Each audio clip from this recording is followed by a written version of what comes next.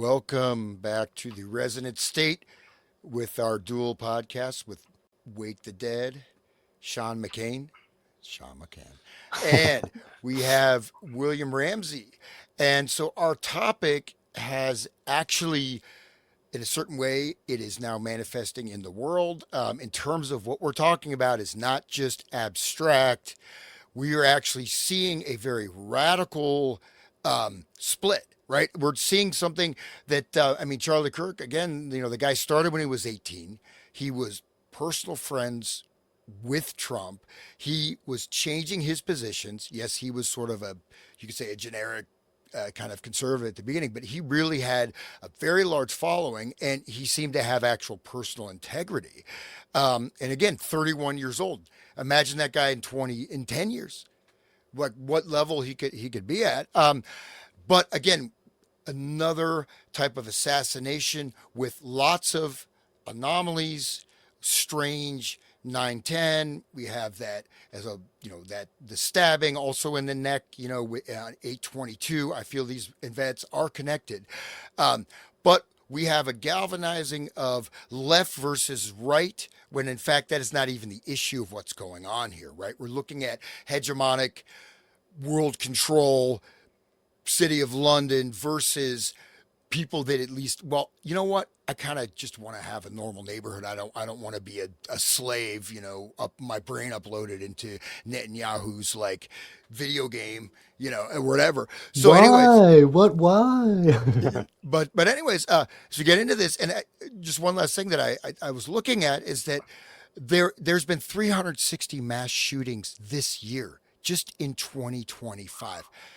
There was where I live. There was three shootings in September: Cincinnati, Cleveland, and somewhere else in Ohio. I didn't hear anything about those shootings. Nothing. That's in this month. So I'm saying that there is a lot going on. There's a very kinetic atmosphere. And so this is just very important work that William is doing. And just we're hitting this to see that as William's going to get into the JFK assassination a bit later, seeing that this model is still in play. This is still in motion. Maybe some of the terrain has changed, but not in a certain way, not that much, right? And you see uh, these little bizarre handouts, such as you could say Manchurian Candidate book, JFK assassination. And in this case, you have a book written about this event before it happened. Supposedly, right? Even if it wasn't, and that was just put up as a psyop, that just shows also there's some kind of consciousness ritual working, as well as really hard political, like brinkmanship, you could say. Or so. Anyways, Sean, great to be here. And you want to say something here before we go to William? Hello, So hello, hello. It's always an honor to have William, and it's always a pleasure to talk with you, Hans. So I'm glad to be here with the two of you.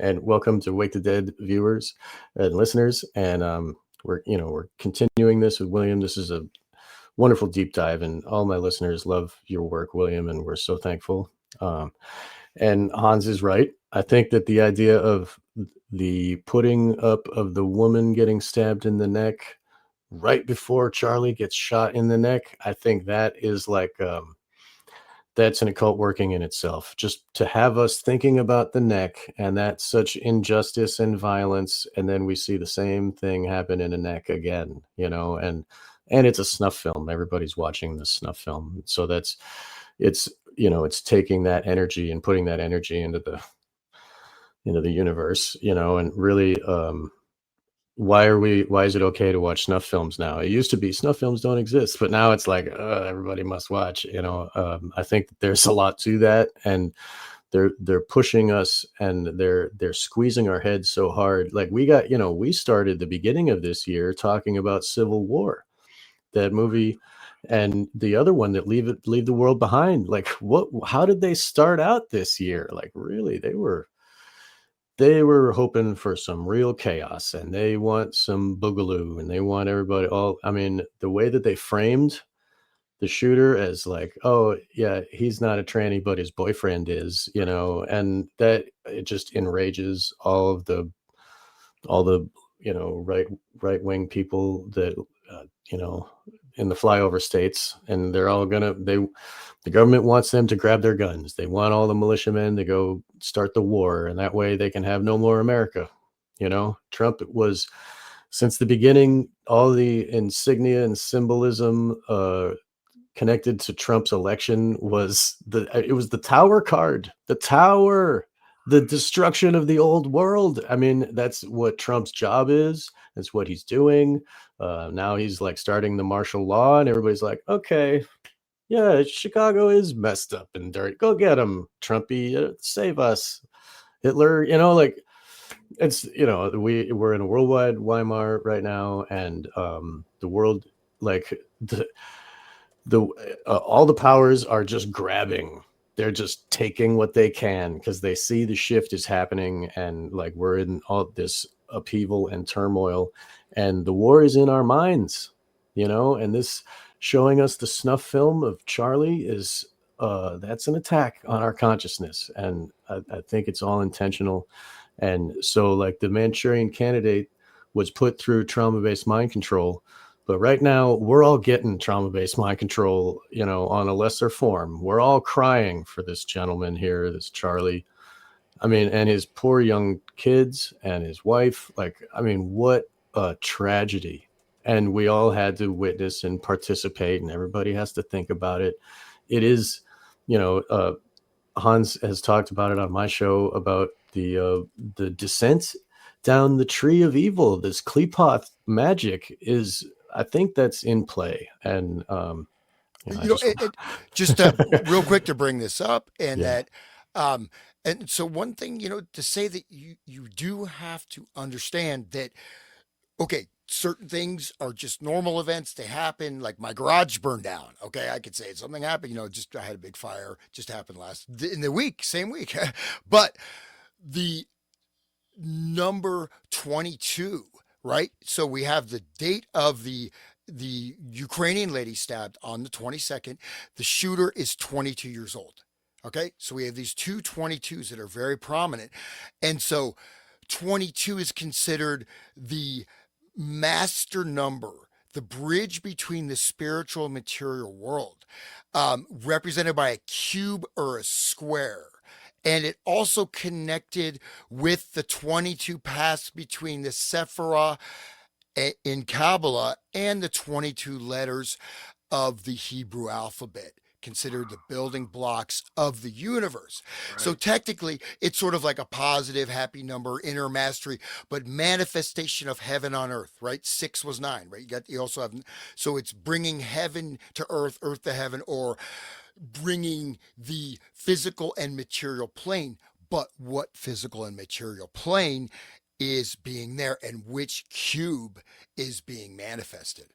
Whoa. Right. And that plays differently if you're Jewish or you're Christian or Gentile or whatever, right? Like, I don't think those are Christian numbers, so you wouldn't know 666 and stuff like that. But there is numerology in this event. 33-hour manhunt. They kept repeating that. Well, the Freemasons are all doing the Kabbalah magic. If you read Albert Pike, you know what I mean? Like, it's the same. So they're using the same Hebrew letters and all that stuff for the Freemasonry too. So, but welcome, William. Thank you. We'll let you run, but just again, to bring this up, look at this picture. This is look at the photograph. Red background. Yeah, dude, the squares, all the black squares, the cubes, black squares, black cubes. Yeah, dude, like red the black background. And the tessellated floor of the Freemasonry, the black and white, it's all black, dude. There's no white, right? Oh man. It's red, and look at it's like they're doing a ritual offering, right? Almost like they're wearing cowled, hooded robes at some kind of looks all the candles almost looks like more like a satanic sacrifice. Yeah, we recognize that red color too from the the carpet, Eyes Wide Shut, all the evil magic. You know what I mean? Like that. That's some. It's crazy. This cannot be accidental. Like, they must have known. He must have been getting on people's nerves for months. And so it was all leading up to this. Well, that whole thing with and then that was the day. 9/10 was the day. Everything was aligned. So it was, and there was also another kid. This kid, his name was Holly. He killed 2 people online. He killed 2 people in Colorado the same day, and this lady said he was radicalized online, like all these other ones. So they're all online getting influenced. So this whole kind of concept of like handler and putting people into place and all that stuff that I've been talking about, or we've been talking about on Manchurian Candidate, is still, it's happening right now. Like it's happening in the real world. Like you said, it's not abstract. What we're learning is that, can you guys hear this? based on Yes. some of the information that we're seeing We about even- this suspect, is that there's he was radicalized by some extremist network. Sorry, I wanted to get those right. Some extremist network. And the details of that will be down the road, but we want to at least give you that much about maybe mindset for him. That's Desmond Hawley. He was like a Nazi too. There are people on there that don't know some of the stuff I know, but it's he had pictures of this woman. Her name was Lindsay Suvanarath. She was the Thai Nazi who tried to do a full-on Columbine in New Brunswick in Canada, and she was the last chapter of my book, Global Death Cult. But he had stuff from her, so he was clearly getting close to 09A stuff, if not. We don't know the totality, but based upon his online stuff, pretty dark stuff.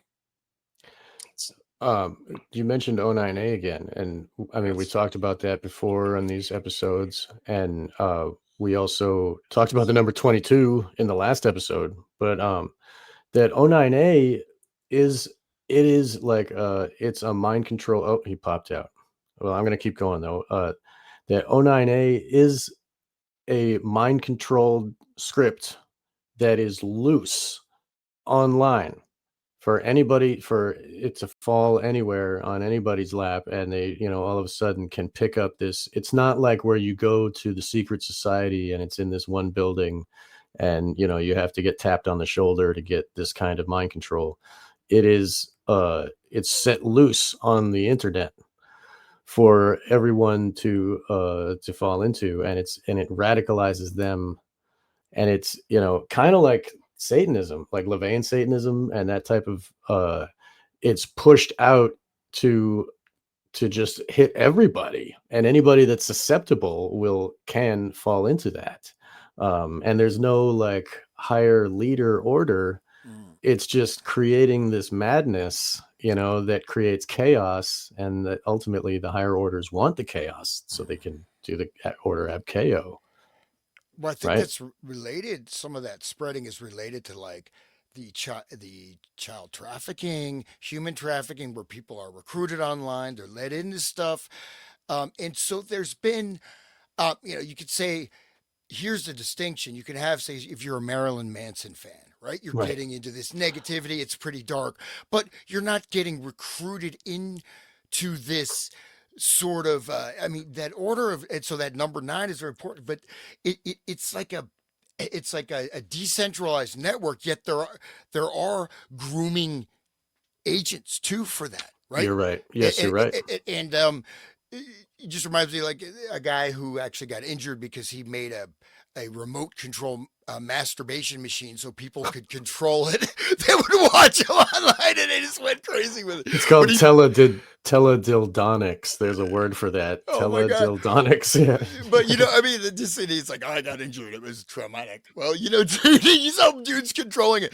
But it is the level of where people are coming in, people that are touched with sort of a negativity or darkness, and they're pushing them in to this thing. But it is chaos, madness, chaos magic, and it's like a psychic contagion. Yes. Yet, but it doesn't take that many vector points of leadership to spread it out, right? Right. The internet pushes it, and they can go like to all levels at once, and yeah. But you're right. They do have the Nexions, where they do have the certain individuals that are like really pushing those that want to go and meet up with the crew and go, join. Something really profound has happened where they can actually target these people and bring them up online. Yes. And possibly even do it. It's Peyton Gendron and that guy Nikita Kasap, if you remember him, he was a Niner. That's like a real 09A term. And he was going to kill the president. He killed his parents. Like it's something very strange. A lot of these guys are like have been handled. I think Gendron was handled by an FBI agent.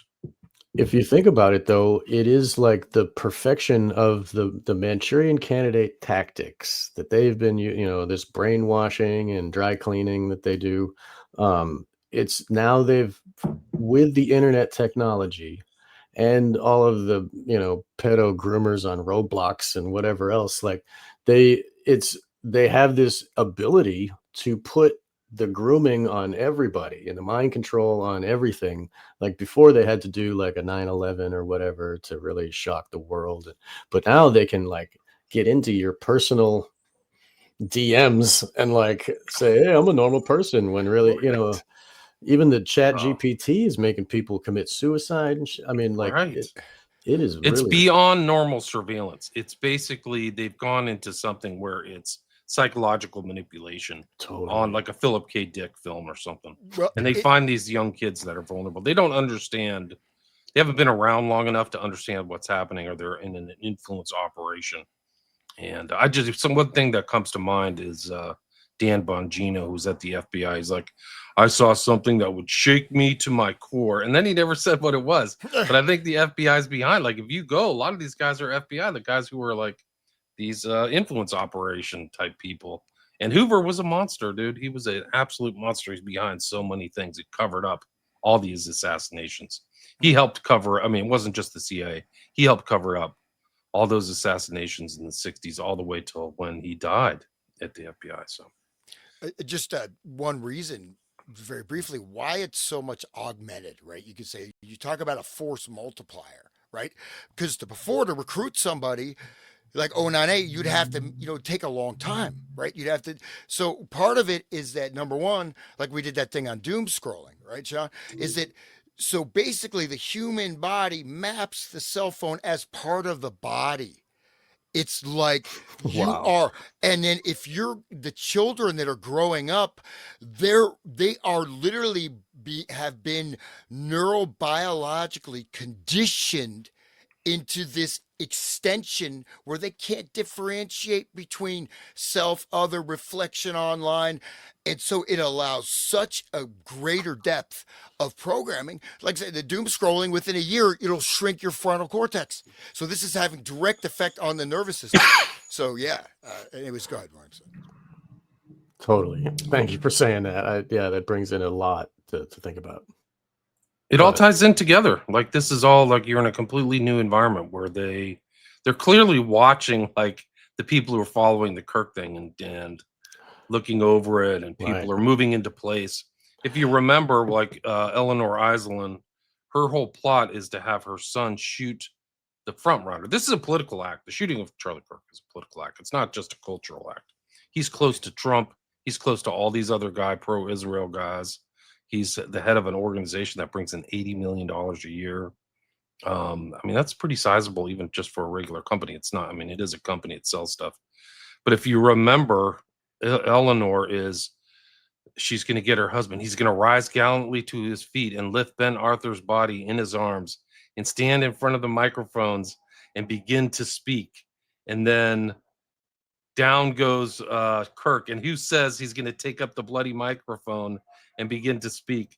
Ben Shapiro, like, literally said, I'm going to take this bloody microphone. And said, it's literally right out of the Manchurian Candidate. So evil that Ben Shapiro is such a snake. Oh my God, dude. Wow. Like, that's his friend. They're supposedly in the right. And they're like, there's all, I mean, leading up to Charlie's death and after, like, that he's gonna move in. Charlie wasn't even buried. Like, he moved in right, right after, like, Yeah. literally within 24, shameless, not crying either, which is also interesting. Like, no external indice of like sympathy or like, whoa, like, this is creeping me out. Like, you should at least honor the dead for 24 hours or something. But he's just right back on his job like a freaking shark, like an emotionless shark. Like, I'm gonna take over this and we're gonna do that. Like, how do you know that? Why would you even say that if you didn't think, like, these are tells? Like, why would you even say that if you didn't think you were above like getting shot? Like, that's pretty dangerous. Like, somebody just lost his life and his kids. Like, the kids lost their parent. Why would he say that? Like, there's all these tells and stuff that this was a coordinated event. It's not some they want to turn it into a patsy. Well, Netanyahu came out before he was even declared dead. Yeah. 20 minutes. How did he even get that news in Israel? You know what I mean?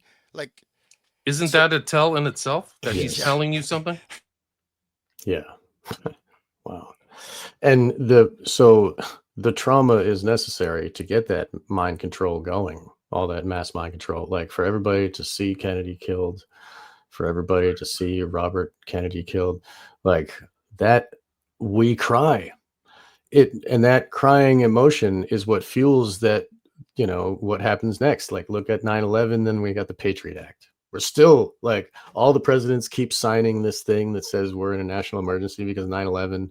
Like, did Trump sign it yet? I don't know. It's like the 15th. Like every year they so it's that's what's necessary for the whole engine to be turning. It's really sick. Not to mention it happened a day before 9/11, Right. when we're all people have finally been waking up. Congressman Ron Johnson, I guess, he was there with Richard Gage, and they were having an event live on 9/11. They're going to talk about, they're really going to get into what happened at 9/11, and nobody cares. Everybody's crying. This other thing happened. Sorry. Put it under the rug for another year. Let's not think about that, Right. I mean, here it is. This is the new one. This is the new sacrifice. And Yes. this is the one we're going to cover. So Sick. it's really sick. It's really sick. It's really sad. I mean, this is a guy, free speech, and a young guy. Like, people aren't going to do what he was doing anymore. It's over, like all that free speech stuff and going to campuses, I think, is over. So it's unfortunate. Sad. the shattered dreams, right? You think about it, at least people were part of it. You know what I mean? He did something. It was from the youth, right? It wasn't an imposition. This guy was a youth, 18 when he started. And that, okay, for conservative youth, right? Whether or not he was earlier misguided in his views or not, this gave them a hope. You can do something in your life. We can actually make a change. We have impact right in the throat, right in the throat. 22. And there you go. So, yeah. And the throat chakra, because he uses his voice, right? They're going to kill the voice. They're not shooting him in the head. They're killing him in the voice. Right. It's interesting. And the whole thing, like, nothing to me is settled in this thing. It's been like 5 days, and a 30-06 should have blown his throat out. Like, I don't know where the bullet came from, but that is a big freaking bullet. Like, that's they didn't a big recover the bullet too. Did you see that? Right. What's that? They didn't all even about? put up a crime scene, bro. They didn't even. No, there were the cops. We're the cops from Utah. Like, they should have come on site, shut everything down, and try to get to the bottom of it. That didn't happen. That's really crazy. The cops are loyal. They are all widows' sons. They are all loyal to others. They don't care about us. the throat is a Masonic thing, right? That's one of the vows, right? The Mason thing, like you cut the tongue and the throat. You know what I mean? So that's like there was the lion's paw, and then the cutting of with the hoodwink and all that shit when they go through the initiation you're talking about. And then, like, if they go against the order, that's what happens. Mm-hmm. So maybe he was going against the order. Everybody's talking about, oh, he changed his mind about, he has compassion for the starvation of the children of Gaza, and all of a sudden he doesn't want money from Netanyahu, and then now this happened. So, I mean, I'm not speculating.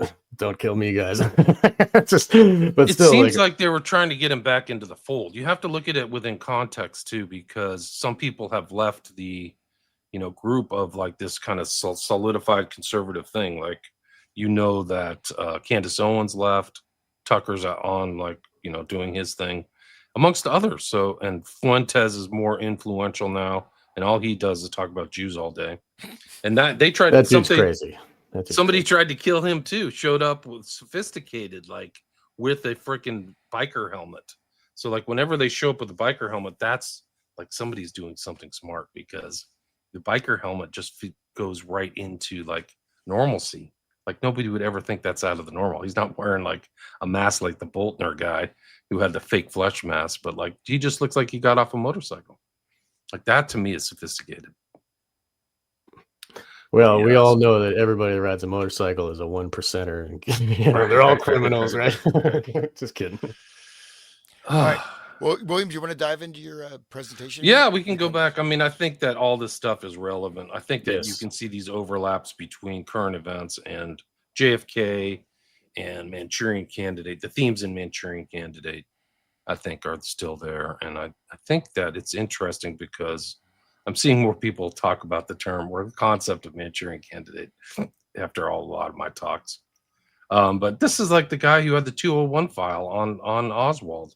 It's James Jesus Angleton, and they all kind of made these missions. Him and like George Bush Sr. Like, if people found out what we did, they'd destroy us, you know. And I think George Bush Sr. said if they found out of what we did, they'd chase us down in the streets and hang us. But this is a quote from him: "Counterintelligence. We operate in darkness. If the American people knew half of what we do, they would demand our destruction." So there's like confessionalism in this guy, and I highly recommend this book by Jefferson Morley, The Ghost. I've read the whole thing; it's really good. But this is the whole thing about Oswald, how special Oswald was as a patsy. That he came all to the head of counterintelligence had his special file on him, you know. So he had this whole thing like in a 201 file. Like, it's just incredible. Like, this own personal file on his own personal desk, and really covered Oswald. One of the things that I didn't know, that Oswald was actually brought into a COINTELPRO operation. So like when some of this stuff that was going on, and that's what Morley talks about, is that he's actually involved in this kind of FBI thing about infiltrating the left. So he's deep in the Hall of Mirrors of the intel people, and you'll see these like this Senator Schweiker, like Oswald has all the indices of intel all over him, which is true. But like, I don't think he knew how deep he was involved as a pawn and soon to be patsy. But yeah, the time is coming up, like September 15th. We're basically a couple months out for the anniversary. These anniversaries are going to live with us forever too. It'll be September 11th and November 22nd. As long, you know, as long as people, I can read that. This is the guy. This is Senator Schweikert. He worked for the Church Committee. Everywhere you look with Oswald, there are fingerprints of intelligence, and that's at Real Curly on Curly5 on Twitter. But this was like the key element of the Oswald case, is trying to get Ferry, Bannister, Shaw, and Oswald's network together to go over the lone gunman patsy lie, right? So like, this is it. Like, that's what they were doing. And then Garrison was kind of like a lone warrior, man. He was really alone. They did everything. They gave him the full treatment too, like calls, threats. His wife had to leave him, you know, for safety. Like, he was really up against this huge secret network. I mean, he's really an American hero. One of the interesting things about Oswald, in addition to all of his other handlers, like in the movie, Lawrence Harvey has like the handler Yenlo and his mother, but like Oswald had like 5 or 10 handlers, and one is this person, Priscilla Johnson McMillan, who was with Oswald in Russia and interviewed him and Marina, and then wrote a book called Marina and Lee, which kind of established Lee as this hothead, you know, communist. And then it turns out she's being paid by the freaking CIA. Like, these documents that came out this year that they divulged, it shows that she was getting payments from the CIA. Then I think that's very important for people to understand, is the power of this culture creation. Like, I do have that book, and like, it's about 1.5 inches. It's like 2 inches. It's incredible. Like, she put in a lot of work for the intel people to maintain that fiction that Oswald shot Kennedy. And I mean, there's just no evidence of him being on the 6th floor and shooting it and these miracle shots. And he obviously, Kennedy's shot from the front. So people who are on the fence or something like that, there's a lot of good researchers you can listen to and establish all that. But that's her young, you know, that's her and Marina. Here's the book she wrote, The Tormented Love and Fatal Obsession. It's just fiction. Like, this is complete fiction. And here's the New York Times reviews of books in Time magazine, owned by Henry Luce, you know, saying, oh, a remarkable portrait of a man on his way to murder. It's just total fiction, guys. This is the world you live in. It's like complete baloney. and they've established, been in history itself, is in American history post World War II. There's a lot of phony stuff. I don't know if did we talk about the assassination of Miss Payne last time? No, we didn't. This is a really good documentary. That last one with the blue on one face is blue and one face is red. Like the Frank Sinatra movie poster. Think about that. Same right. colors. I think that's the Masonic stuff right there. Yeah, but same colors. And so the stuff, and then a miraculous book. It's a miracle. Yeah, it's like, I mean, it is a miracle. It's so much bullshit. It's a miracle you're going to buy this load of horseshit. No, but, okay. Anyway, like, it is just incredible. The handler. So Ruth Payne this is a really good, it's Max Good. I've interviewed him, but it just shows how she was like an asset. She's the one who picks up Lee Henry Harvey Oswald and drives him from New Orleans to Dallas and gets him a job at the book depository. So she's a key component. She's actually involved in the Warren Commission, which really probably could be renamed the Dulles Commission, because Dulles is the kind of kingpin in the background handling everything. And the fact that McCloy and Dulles are on there should have, I mean, the insiders, they're like probably guffawing over plates of foie gras and martinis, like that they're actually sitting on this freaking commission. Because if you know them, they're just like full on Rockefeller people. They are part of the Rockefeller, machine. But this is just such a good, it's like the link. She passed away in the last week or two, so it's this important person. She passed away at 92. I think she took a lot of secrets to her grave.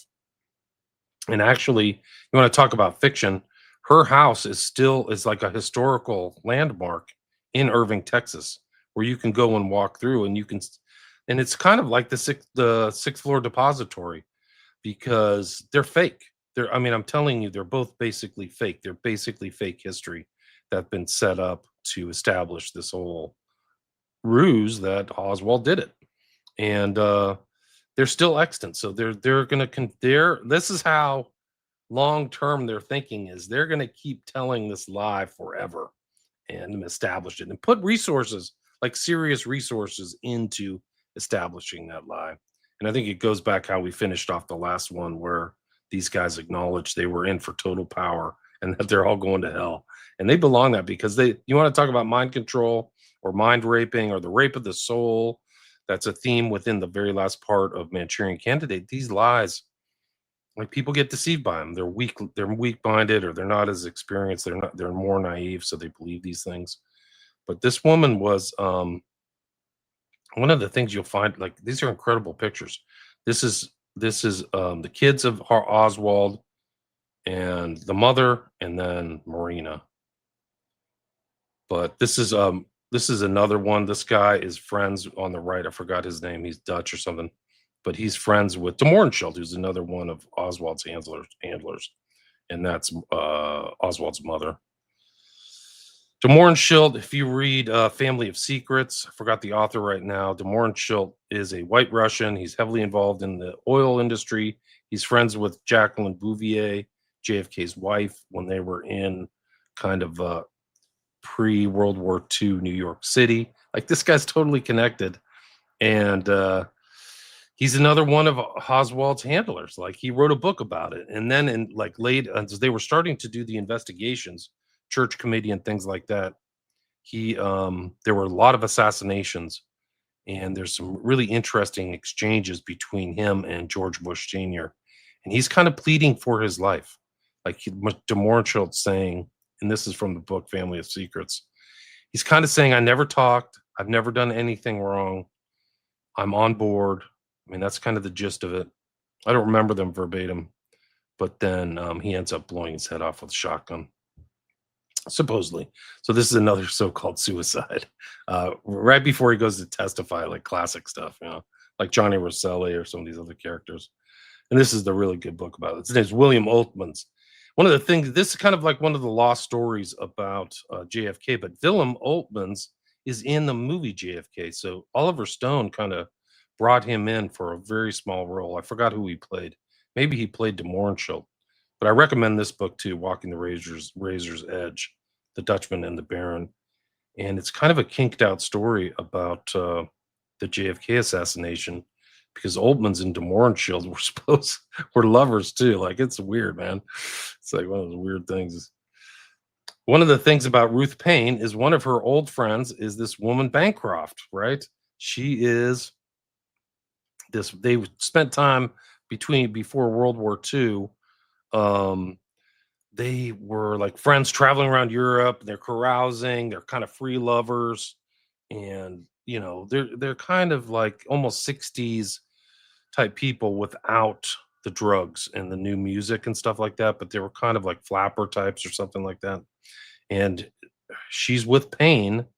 And guess who this person, Bancroft, later on, after she's still close with Ruth Payne all the time, she later goes on to become the secretary for Allen Dulles. So there's a direct tie between Dulles and her and Ruth Payne and Harvey Oswald and MK Ultra. Dulles starts MK Ultra in 53. And she didn't really like whitewash anything. These are deliberately kept out of the story of JFK. She literally wrote a book about her life called Autobiography of a Spy. So she's a spy with Ruth Payne. Debutante writer, confidant, secret agent, the story of her extraordinary life. She did have an extraordinary life. She was involved, and she was Dulles' lover. So you have like this connection of these two lovers and then Payne, which is left out of the JFK story. It's a crucial component. And I do think that all these stories are kind of like massaged and manipulated. Like, they don't want this to come out. They don't want the Dulles connection to Payne come out ever. And Ruth Payne is also kind of she's an heir to kind of like Mayflower type money. And her husband's involved in a lot of like defense industries, and it gets weirder and weirder. They're actually kind of close to this whole thing of Andre Puharich and the Nine too. They're like, there's weird connections between that, if you remember that story. But it's just one of these kind of like parapolitical things about the JFK assassination that they always leave out. There she is, like, extraordinary person involved in trying to kill Hitler. And they call it the July 20 plot, or they call it the Valkyrie plot. We call it Valkyrie for some reason because of the movie, I think.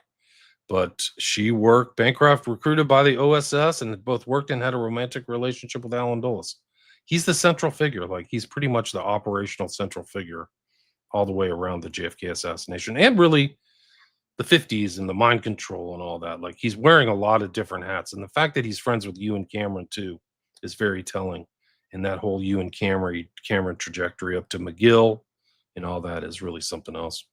What about his brother and the whole John Foster? Yeah. Well, there's a lot going on, and I don't know, like, if there's some bloodline stuff there, and if he's there on purpose because of that. Who, Dulles is there because of bloodline stuff? I was speaking about the other one, but I think I messed John up Foster. Yeah, I think. But they're both kind of intertwined. I mean, they're very close in their things. They're basically operational guys for the American Empire. They're involved in post World War I negotiations. They're all over the place. Like, they really are extraordinary people. I don't know how good they are, but they're involved in so many different things. And close, they're part of. Dulles was a lawyer, went to Princeton, and was a white shoe lawyer for Sullivan and Cromwell, which is really the kind of legal arm of the Rockefeller family. So he's like in business with them, literally. And the overlaps with George Bush and the whole kind of war's a racket, the kind of fascist attempted overthrow over thing. They're all intertwined that. So he's a very hard writer and very close to the Nazis in a not a comfortable way. Like, there's talks about fusing of finances, and that he's involved in repatriating a lot of money that was taken out of Germany during the war and then brought back in. But that's a whole, it's kind of an interesting historical background story because it's often overlooked, but But see, Mary Bancroft, if you look, these are like almost American royalty, right? Yeah, these are blue bloods, right? She's in a blue blood it's not, brought up that much. But just reading through that, you're like, you look top to bottom, just right there at the very apex. Maybe not the super apex, but the very elite society. Yeah, she's like intermarried with people who were presidents, grandsons of presidents, and stuff like that. But even from just Wikipedia, it's like from 26 to 32. Mary Bancroft resided in New York City, spent much of that time attending socials at an apartment of a friend from Massachusetts, Ruth Payne, Forbes Payne, who was later, Oswald's handler, and Payne's husband, George Lyman Payne. That's another story. Then they went out. Ruth Forbes Payne, known more simply as Ruth Payne, where she met Swiss accountant, became her second husband. She's like intertwined with Payne. She knows actually Carl Jung too very well. Bancroft does. So it's kind of like, and Jung knew of Dulles. So it's kind of like a interesting background. But this guy's name, Hans Bernd Javisius, is kind of like, was the intermediary between the anti-Hitler forces in Germany and like the external U.S. forces who kind of arranged for that Operation Valkyrie. So she was involved in very heavy duty stuff. And so was like Dulles was involved like as a real, ruthless baller of like a guy who overthrows countries and stuff like that. Like he's later involved in Operation Ajax, where they kicked out Mossadegh in 53. So like he starts MK Ultra and then goes and starts this world thing where he starts overthrowing governments and stuff. Like he's actively involved.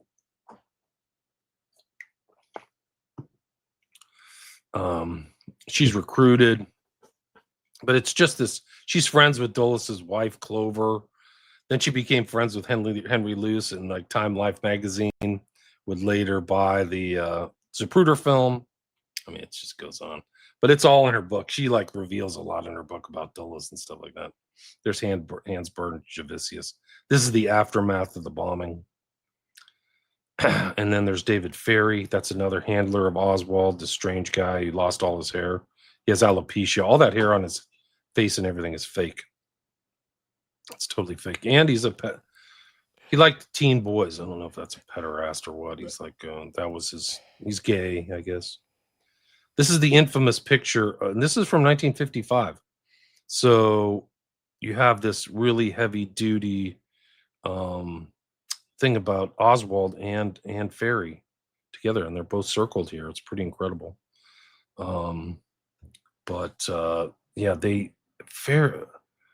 Even when he was in New York, Oswald had this really lengthy psychological assessment made by this guy Hubertus Albertus or whatever. I forgot his name, but like it's just incredible. He's the MK Ultra connected. This guy's a Knight of Malta. Clay Shaw, this is the guy who's arrested by Garrison, and then he always claims his innocence the whole time, but he's not innocent at all. He literally works for like a General Thrasher or something in the U.S. He's very much networked with military intelligence. He was a private, received his commission, rose through the ranks, became deputy chief to General Charles Thrasher. Shaw continued to serve with Thrasher in France, then Belgium. 46. He had attained the rank of major and received decorations from 3 nations, Belgium, France, and the United States. So this is a guy who's overseeing like... Isn't Shaw one of the characters in Manchurian Candidate? Yeah, Raymond Shaw. It is interesting that you bring that up. Yeah. Interesting name tie. Raymond Shaw is the lead character. He's the Manchurian Candidate. Right. But this guy had multiple names. That's the whole... They tried to... Clay Bertrand was Clay Shaw. They were trying to figure out. That was one of the things they got him in court. Is like, are you using a fake name? And they said yes. Yeah, maybe Raymond Shaw is like some kind of anagram for something else, and like whatever. Nothing would surprise me. Yeah. They want Oswald. This is the thing that one of the recent things. If you see up here on the top 2025 release under President John F. K. assassination, some of these files had already been pre-released. Apparently, I don't know if this was one, but this is one. They're like, "Hey, we got to shut up Oswald. Make sure none of this stuff comes out." It's like, advised at a reception last night that local UPI reporter filed a story based on local research and interview with a retired Marine officer who claimed to be Lee Harvey Oswald's commander, and that Oswald was recruited by the CIA while stationed with the Marines in Japan in the 50s. press officer, a chance to comment, suggested that much, if not all, papers of Oswald's personal history have been declassified for use by media. It's part of overall Kennedy assassination declassified. It's all recalled that UPI reporters and some also had already been written, hence as a long shot at keeping a CIA-related story from surfacing in Japan. So they're trying to keep the story from surfacing in Japan. And they don't want to. So there's all, this is kind of an interesting thing. They don't want the fact or the knowledge that he's affiliated with the CIA to come out. It's pretty incredible. This is like the new kind of MK Ultra documents that came out at the end of the year last year. You can see them at the National Security Archive, and they're pretty interesting. And then this is We Were Controlled, about James Jesus Angleton and all these characters. The thing is what these guys posit, and this is pretty far out, is that Oswald is an experimental subject, and there were two methods that they used on him: radio hypnotic intracerebral control, RHIC, and electronic dissolution of memory. And that they both Oswald and Ruby were involved, and there was part of like a stock market swindle that was going on. It's crazy. So wait, they would erase minds with electroshock therapy, basically? Yeah. And then they would like do the voice to skull stuff. Is that what the other one I don't was? know. They would do what like Delgado was doing. Like he had an implant, like the bowl last time we talked about. Yeah, it's intercerebral, and so that was. I mean, this is the technology, right? That is actually of the era, yeah. But no, I'm saying like this stuff is now in the cell towers, right? It's in your whatever. I'm not to freak people out, but so this stuff though. I mean, so basically you get these operating frequencies. I mean, it's a little bit blunt though, right? I mean, it's not like a fine-tuned thing, but you can. I mean, you put them in a mood. I mean, once you get that, depending on if someone has sort of a not very well established identity with certain triggers, you can literally just, go. You know what I mean? Press the button. It's like, so anyways. It's pretty crazy to think about how dark it gets with Lee Harvey Oswald. There's something about him. Did this involve mind control? Lee Harvey Oswald clearly was not unfamiliar with the term. In the summer of 1962, he came to the office of New Orleans Assistant District Attorney Edward Gillen and asked him about LSD. He told Gillen that he had a supplier, inquired about its legality, and made several references to Aldous Huxley's Brave New World. Historians note that at the time, the CIA served as one of the few suppliers of the psychoactive substance, emphasizing that it was used in human experimentation and mind control among Marines at the Atsugi Naval Air Base, where Oswald served in Japan.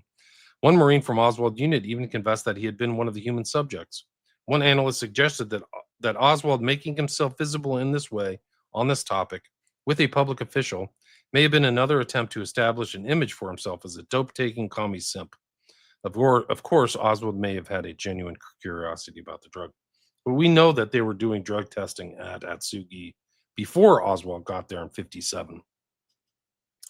And he was also in the hospital for strange periods of time there and in Minsk. And like he apparently was hospitalized for a venereal disease, which is very strange. Like that's not what people get hospitalized for. But this book, We Were Controlled, it's written by some guy, Larry Lawrence. Nobody knows. I don't know his real name. It's a fake name. But he really kind of was a super paranoid guy saying Oswald. Something was weird about Oswald. And then Kerry Thornley was one of the really first guys who was, this is another handler of Oswald, who went on to be like a Discordian. So he's friends with Robert Anton Wilson. And he said, he would later say he had an implant. You can't really take him at face value, but he kind of knew the nomenclature of all this stuff. Like he said, I was implanted. They're influencing me. They're following me around. But he wrote this book about idle warriors about Oswald before the assassination. So it's really incredible. And then this COINTELPRO, like Oswald is part of an active unit of COINTELPRO. The agency took the lead outside the country in the COINTELPRO attack on the Fair Play for Cuba Committee, and its most famous member, Lee Harvey Oswald. The FBI and the CIA would work together. Angleton used CIA mail surveillance to feed the COINTELPRO beast. Like the CIA and the FBI are working together, and Lee Harvey is a front man. After Oswald did the killing, Carey wrote another book. So these are like books are lost. Like some of this stuff is never brought up, but it should be. But he's always talking about Carey Thornley. This is a handler of Oswald. Carey Thornley in his later years came to believe they had been implanted with a mind control device as part of a CIA orchestrated conspiracy. He specifically identified E. Howard Hunt as a key figure involved and was his mysterious New Orleans contact, Gary Kirstein, brother-in-law, acting as a handler in these operations. This belief evolved through the 70s and 80s, tying into suspicions of MK Ultra-style experiments during his Marine Corps service, possibly at sites like Atsugi, where such CIA activities were documented. He was at Atsugi, too, Thornley was. He described personal experiences like hearing radio broadcasts in his head and a pinch in his spinal column, affecting his energy and audio hallucinations, which he attributed to implanted surveillance and control devices. Maybe he's schizophrenic. Maybe he was treated. Maybe they schismogenified this guy. That's like one of Hans's terms, schismogenesis. He also wrote the Dreadlock Recollections. Really, I mean, it has this kind of element of truth to it, but it's so out there, it's hard to believe it. I just sorry to interrupt, but just to say that actually the Oswald technology they're mentioning in that is technically can be done non-invasively through you're doing it's called neuromodulation technology, which is what it is: wireless communication, RF, BCI, neuromodulation, the exact systems that are being run right now, right? Radio hypnotic. So basically it's a combination of software controlled receiving and sending messages from the brain. So that particular technology, if it's going back to Oswald, I'm saying that that's basically what the 6G and the BCI and all that is. So it's just throwing it out there. But it's incredible that they are even making this allegation about Oswald, but he does act strange, and he is handled. He has handlers his whole, like all the way from when he got back into the U.S. to when he shows up in Dallas, he's being handled. Like, it's really incredible. Anyway, so this is part of the story. We Were Controlled is it. And Thornley's kind of like emulating Hunt, by the way, is rumored to be this guy, Raoul, who was James Earl Ray's handler.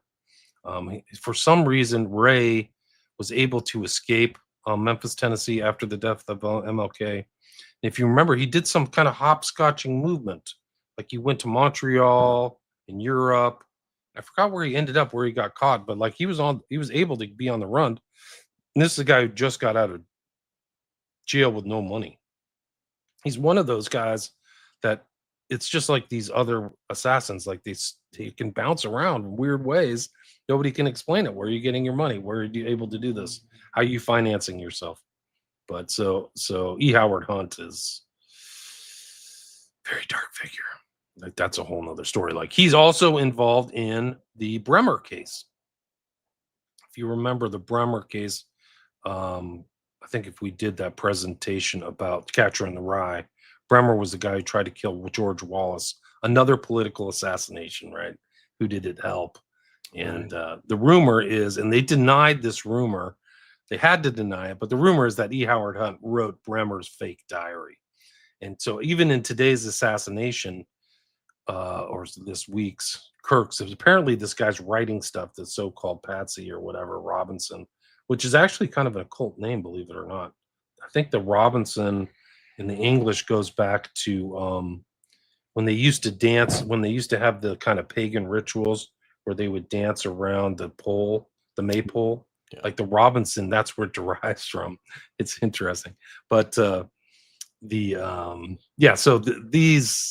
there was real suspicions whether Bremer actually wrote his own diary or somebody else. And we know that E. Howard Hunt can just drop a book very easily. Like for him, it was not a challenge. He had like 25 times, Pulp Fiction novels or so. And there was that book that Hans mentioned earlier that showed up, and supposedly a day before Charlie Kirk's assassination. Right. The thing shows up. Yeah, this new book. And I don't know what it contains, but it's probably a bunch of mind control. We'll see. This is an interesting article. It was published, "The Most Important Man on the Planet," and it's Adam Go Rightly's article. He's talking about, he knows about Kerry, and he's written some. I've interviewed him a couple times, but there's a 1983 Rolling Stone expose revealed that during the late 50s and early 60s, the CIA conducted MK Ultra experiments at Atsugi Air Force Base, where both Oswald and Thornley had been stationed. Atsugi, it should be noted, was just one of 2 locations outside the U.S. where the CIA stored LSD. The other storage facility was Manila, where it so happens Thornley was also stationed during his overseas duty. Curiously enough, E. Howard Hunt, according to his biography, was also stationed at Atsugi during the same time period as Oswald and Thornley. This is a heavy duty baller. E. Howard Hunt was the head of domestic you're not supposed to have domestic CIA operations in the U.S., but he was the head of U.S. domestic operations, and then I think he was the head of the CIA outpost in Mexico City too, right around the time of the JFK assassination. So he shows up in Watergate too. So he's really something else. Was Lennon shot to order? This is an interesting article that goes into this brain stuff. You can look at, they were writing about this stuff back in the day. And they have, you can see this. This is Andrew Tyler. You can see this kind of brainstem technology. That image is very creepy. Like whatever that device is being placed on the head of that person, that is some scary stuff right there. Notice the ads, right? Black Sabbath and the Boomtown Rats with these 2 little mannequin creatures. You know, it's right. Yes, that's great that it's all on the line. Wow. The intro paragraph: bizarre theories linking the assassination of John Lennon to U.S. Naval and Air Force intelligence agencies are gaining credence both in the U.S. and in Britain. Like, it's crazy. Like, so it's military stuff. I just wanted to bring up that there's a big white box that says want something. It's only 22 per word in NME classifieds. What is that? 22. Okay. And it's right next to that other image. And the bottom is play lead guitar within hours. Yeah, just listen to I think that when you look at all the evidence, I think that Oswald was tampered with. I mean, you can call it MK Ultra or something, but he was controlled and tampered with he was selected from a very early age and probably given the full mind control suite, like on everything: LSD, hypnosis, torture, the whole bit, psychological programming.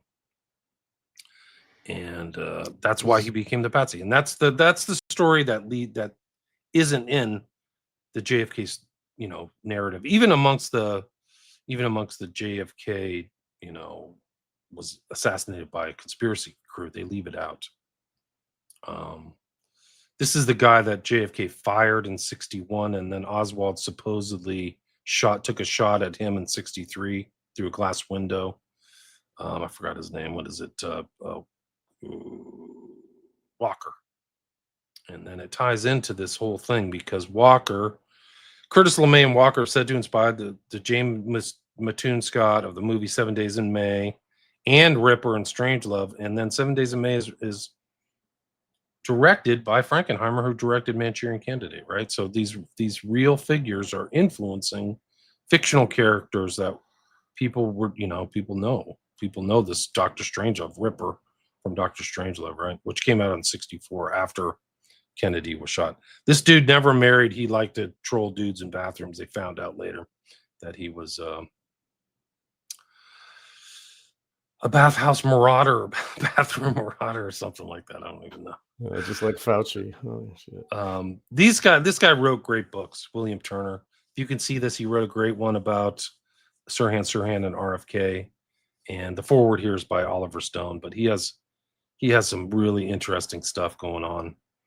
But this is like the links between Bannister and Oswald, and evidence of association. This is all, and then other witnesses include Bannister's wife, who found Oswald-related materials, staffers Vernon Jerds, and Tommy Baumler. Who's Tommy Baumler? That's the guy who incorporated the Process Church of Final Judgment in New Orleans when it was their headquarters. So they're around this too. Yeah. No way. Yeah. Wow. Yeah, you can't write this stuff.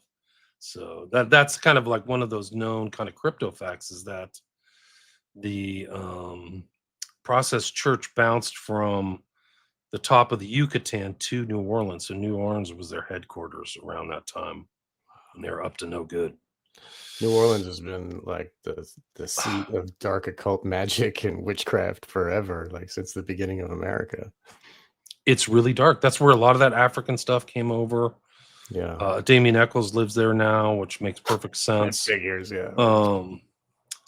It's really is. It really is. And that, what's that movie? Marie Laveau was there. Like yeah, all right. all the other, and Hans and I talked about it with the PSYOP Cinema guys. We were looking at this movie that had all of this African black magic, and we were looking into this, like Papa what's his face, and like I forget all the names now, but I mean Papa Legba, yeah, Right, dude, right. and the Loa and the connection with the spirits and all of that, and they become possessed by demons, like when they do their cutting of chickens. Like it's really Go watch the movie Angel Heart.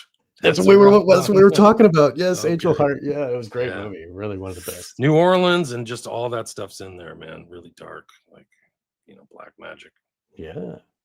And he was also split personality. Like he had he was one person, then he's another person, and he doesn't remember what he used to be. It looked like so that has that whole kind of. He has amnesia. He doesn't know until the very end, right? Yes. And then that's when but still, it's like the idea of not knowing your own other self is part of this whole thing. With the Manchurian Candidate doesn't recognize what he's doing when he's taken over and has the other personality in charge, Precisely. Slight tangent, but John Rebenuk, aka Dr. John, right? So he was actually involved in voodoo. It was some kind of a shooting when he was a younger man. I forget, someone's girlfriend, this and that. And so he was a pretty, he was involved to a certain extent, lesser extent. They say he just did it as a homage to Dr. John, the actual voodoo priest, right? The famous voodoo priest but yeah, he was, I don't know his ethnicity, Rebenuk, but that's, he was, anyways, just that music, and that's where that ties in, with some of these things. So it influenced a lot of music. Like it influenced even Elvis and stuff, that type of, magic. And the Rolling Stones was using that voodoo beats, and like it, it's important. And I'm glad that you brought that up. Sorry. Tommy Baumler, attorney in New Orleans who drafted the incorporation papers for the Process Church. And he was described by former process member Timothy Wiley, who's process number 3, right? So it's the 2 starters, and then Wiley was 3rd in charge, as an enormously fat, gruff, cynical, rude, and extremely funny. Baumler was also a bishop of the American Orthodox Catholic Church. So he's part of this fake Catholic church with Ferry and William Joseph Bryan. And that fake priest is at the very end of the assassins dressed like a priest. So it's like a known disguise of these guys. They put on their priest habits, and people think they're actually priests, and they're just total dirtbags and like pederasts and all this stuff like that. Baumler was a bishop of the American Orthodox Catholic Church, a Freemason, a hypnotist, and a racist. And he's linked to David Ferry and Jack Markin, who worked in Guy Bannister's office. And that's how, if you remember Oliver Stone's JFK, it's how it starts, is they're trying to trace and tie Oswald to Bannister and multiple doorways and all these other people around there. And then Bannister beats the crap out of Jack Martin's character, and Martin's a character. These guys are all characters, but like hypnotism's everywhere, guys. It's in the case, and that's part of the mind control black bag, So Baumler's a really interesting guy. If people find pictures of him or anything about Baumler, send them to me, because he's an important part of the JFK story too. These are just things from like, this is a clip from Thornley's book, just being talked about Oswald. Like it's weird. He was with him at Atsugi, which we know is they're doing mind control stuff. And then they go to El Toro Marine Base, and Thornley's there too. Like, you cannot write this stuff. But he's like talking about writing about the stuff, and he's also in the French Quarter of New Orleans at the same time.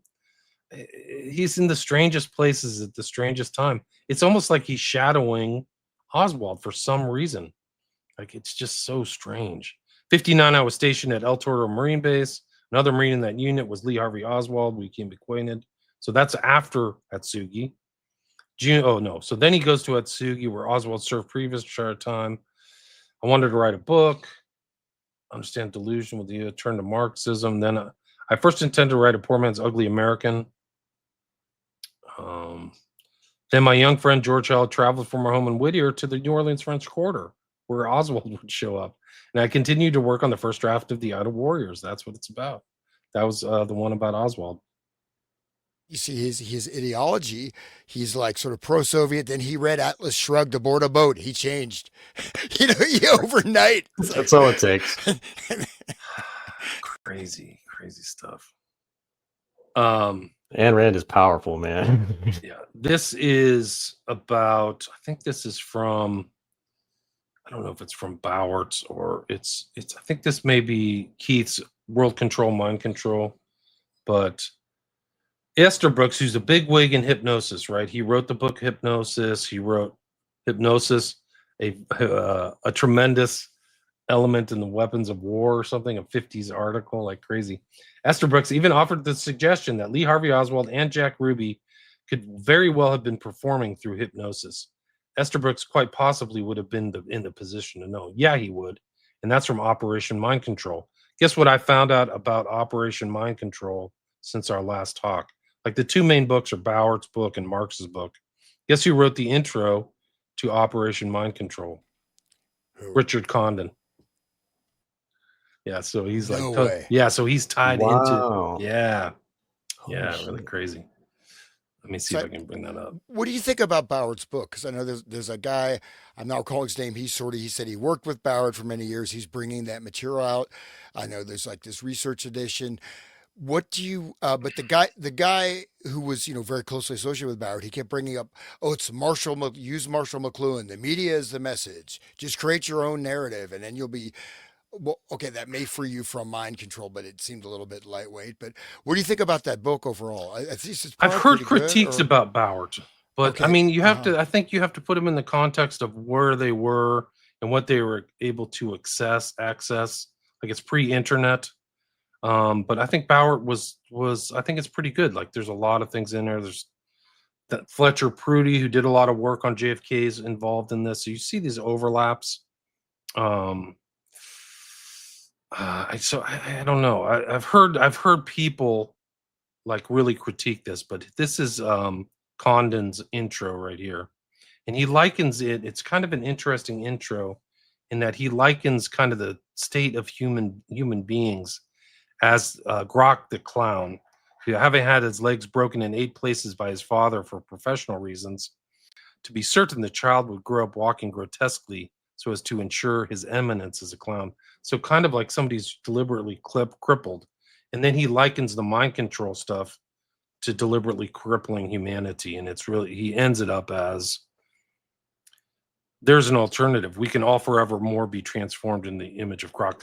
The threatening state of American political leadership over the last 15 years seemed to murmur that the magnetic and attractive personalities, Charlie Kirk, might rather not resist the destruction of democratic institutions by effectively exploiting these shocking gains into the control of minds. It might even be wise to consider Walter Bowert's real evidence herein. Then to do what we can to protect ourselves if that proud right with the love of freedom has not been atrophied by the latest communications techniques. This is what you're talking about. It's like these communications techniques. And there's an alternative is we can just be like Rock the Clown, like a perpetually injured person. That's some weird. That is profound, huh? Like, that intro is kind of seems like a little bit of a uploading consciousness manipulation. It's a bit odd, isn't it? I mean, like his I don't know. That's I'm just opening with the image of abusing a child so that the adult is changed for their benefit. What is that? I mean, that's Robert Heinlein, right? Grokking. So Oh, that too, Grok. it's a right, Robert yeah. Heinlein reference, or subconscious at least. Right. But I mean, yeah, to fully grok something is to know it. You know, you only know something when you've experienced the pain of it, right? And I mean, that's what SRA is. The satanic ritual abuse is breaking children to create a robot. And that's the same kind of trauma-based mind control. Trauma-based, like you breaking a kid's legs on purpose.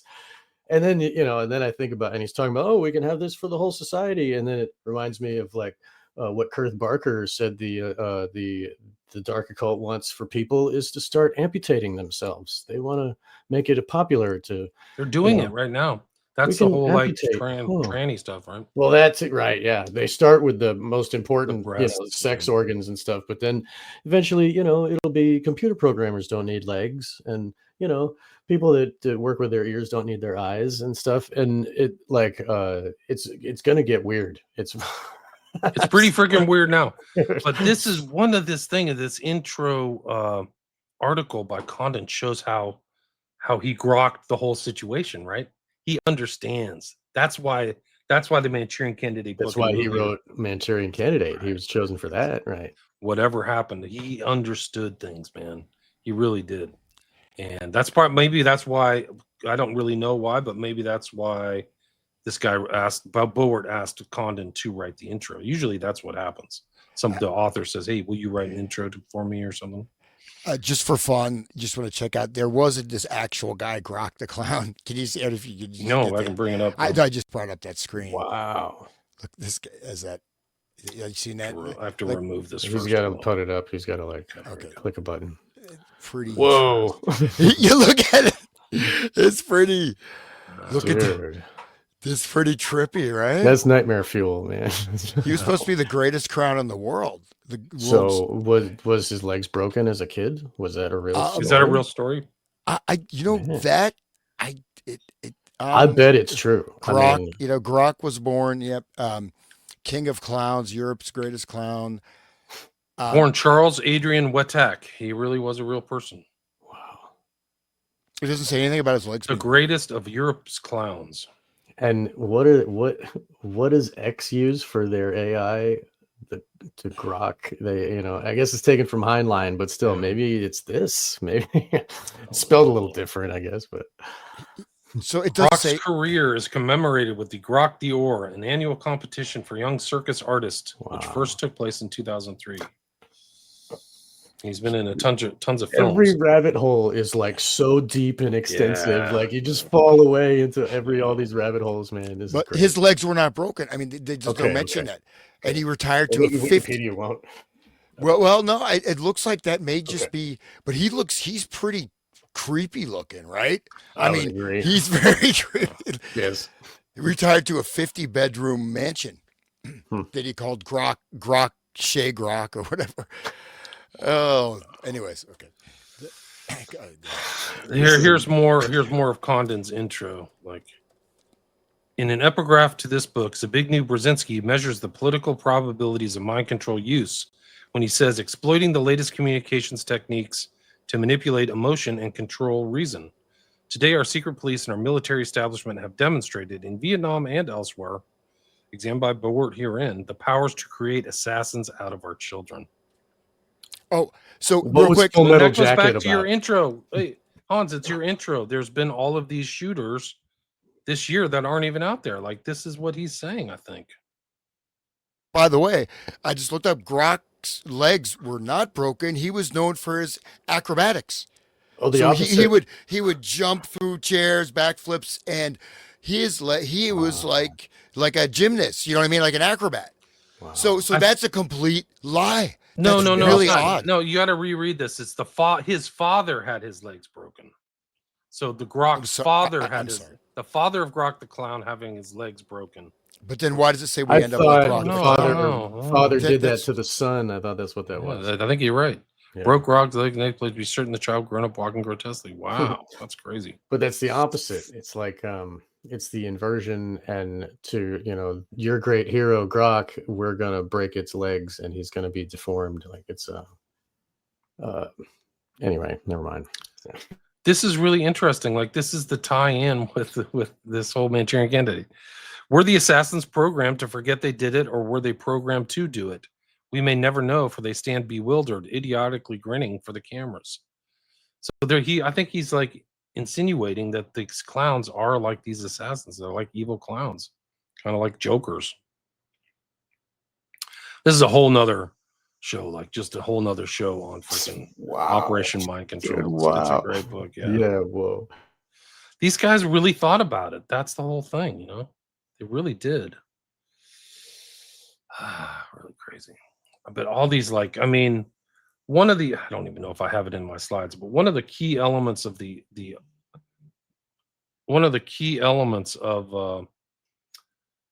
whole Garrison investigation and the criminal process was to tie all these guys together, right? So Shaw, Ferry, Bannister, and Oswald. And there was a sighting of Shaw, Ferry, and Oswald together at some state hospital kind of outside of New Orleans. It was Clinton State Hospital. Well, you start doing research, it's like tied into MK Ultra experiments, right? And then they also had a lot of things going on at Tulane, which is pretty close to downtown New Orleans. There was a guy there, Heath. What was Heath's specialty? Implants. He was experimenting with implants. You can look this up. This is not like secretive stuff. He was experimenting with implants like Delgado. And so, like Delgado, like I think I've said this before, he said the experiments were done. And why were they trying to get Oswald into a job at a hospital? That's the whole thing. But then when you realize these hospitals partially are fronts, it makes perfect sense that they want him to get a job because he can be monitored. It's very dark. That's where Chapman worked, by the way. He worked at a hospital supposedly as a super, you know. That's supposedly what he did. So these are all crazy connections that are just like, wow, this is off the charts. Yeah, really, dude. Wow. So this page here talks about the Freemasons supervised by Superintendent what is the Scottish Rite's chief psychiatrist? Like the research team composed of Anslinger, the head of wasn't Harry Anslinger the guy that was the head of the Treasury who outlawed cannabis? And they're talking about how they got a potent extract called TD from cannabis, and like what is going on? I mean, there's so much information in my eyes right now. It's just like very tough to like, holy crap. It's mind-blowing stuff. Like nobody in the I've had like 25 JFK experts on, really smart, bright people. They never talk about MK Ultra's connections to this stuff and the hypnotism. It's like you can't see what you don't understand. So they overlook the Baumler process connections, the hypnotism, Ferry, and Oswald, and all this stuff. And Esther Brooks is a very important figure in this whole thing. Like he goes way back. I don't know if I've talked to you guys about this. Have you guys ever seen the 500-page FOIA of communications between Esther Brooks and J. Edgar Hoover? It'll blow your freaking mind, dude. It's unbelievable. Jeez. Yeah, Colin Ross wrote The CIA Doctors. I don't know where he got it from or if he got it from somebody, but it's literally Esther Brooks teaching J. Edgar Hoover and what was his gay lover's name? You know, back in the day, you didn't have emails where you could see everybody who CC'd on the email. They would take a cover page, and then everybody who's a person of import at this whatever organization you were in, they put their name in a dash, and then they check it whether they saw it. And you could see that all the other people at the FBI are following Esther Brooks when he's telling them, hey, you can hypnotize people and like turn them into agents. And oh God, what's it? I can't remember. Jeff Yeager.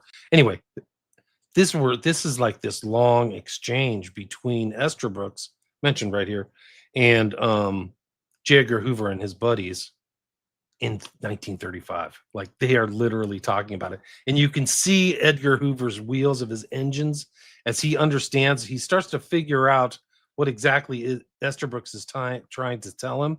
Then he starts asking questions, like smarter questions back to Esther Brooks. Can you use this in police procedures? Can you secret things in people's minds? So you can see J. Edgar Hoover, and then you see all these assassinations in the 60s, and J. Edgar Hoover's right there, baby. He's always on site. The FBI somewhere around. he knows exactly what the funk is going on with all those assassinations in the 60s, including Oswald, James Earl Ray, and Sirhan Sirhan. He knows all that stuff. This is incredible. Yeah, so, yeah. I wish we could read that 500 pages. Like, I'll find it. I have it somewhere. Find it somewhere. I have okay, it good. somewhere. Thank you. It might even be on my desktop. It's an astonishing. I mean, it's a show in itself because you're seeing this kind of winnowing function where you can see J. Edgar Hoover's, because they didn't have anything else other than to send papers back to each other. They didn't have emails. So he's like, and then like, Esterbrook is like, I'm at Colgate. I can meet you in DC and we can have a talk face to face. And Edgar was like, yeah, let's set it up. And then like freaking Esterbrook would drive down. Like these are the weird connections between these MK Ultra things that people overlook. Like Dulles knew you and Cameron personally. Like this is really important. They're personal associates. It's not like they're some kind of separate things. Like Dulles is with Esterbrook in Germany after the war, like interrogating people, like trying to figure stuff out.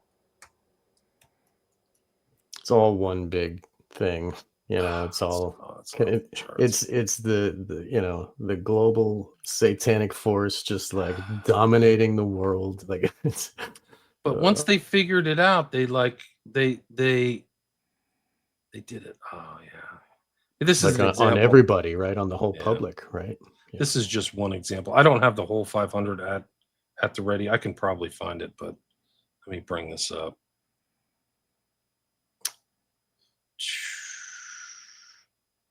This is one example. So this is this guy Greenwald at the Black Vault has done the Lord's work, man. Like these FOIs are so important.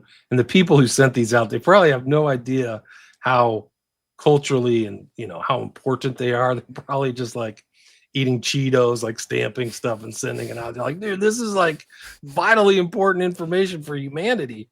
Like, oh, they have it already. Boop, psh, send it. You know, I don't care. I'm gonna go have lunch.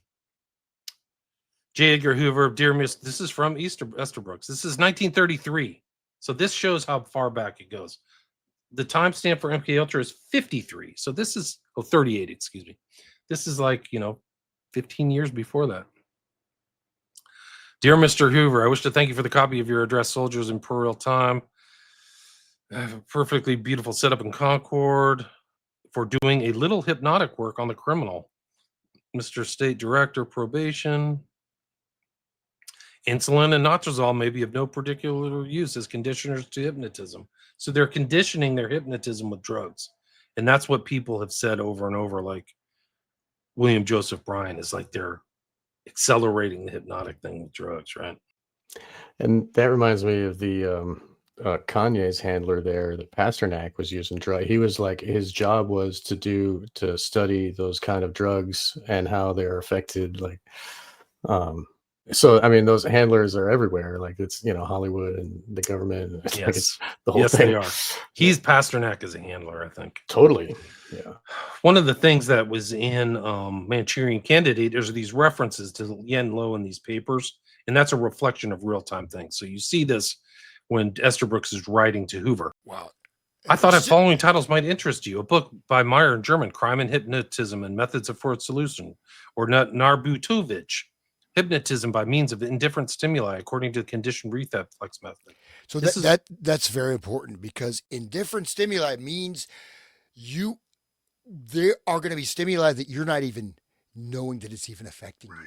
And this is really central, right? Think about that indifferent stimuli. You can be like, it's not even like you pick up the phone and get the call. It's, it's completely like, a car drives by and honks 4 times or whatever. I mean, that's pretty, but it's okay. Anyways, that's pretty wild. I have to look that book Remember up. that Condon wrote the book in 59. So this is all stuff from 38. This is 20 years before. It's very important. So they're thinking about it in German, like just like Yen Lo, he's referencing stuff in like, the Russian world and all this other names and people like that. Works for the Pavlov Institute. It's all there. But it's just a real interesting time stamp. This is just part of it. This is not the 500-page document. But he's like, thank you for sharing this. This is great. Yeah, Holy crap. I didn't even know about this. that indifferent stimulus like Milton Erickson, right? So you're familiar with Milton Erickson, who was like one of the main uh, founders like NLP or influenced by him, but also like the pickup artists. Because what Milk L. Erickson would do, he's talking to you. Oh, it's a beautiful day. You see the bird is flying by, and so that and talking, inducing a hypnotic trance. You don't even know because certain words are weighted. There's a few gestures, and people just go directly into hypnosis. That's also indifferent stimuli, which is, anyways. So, yeah.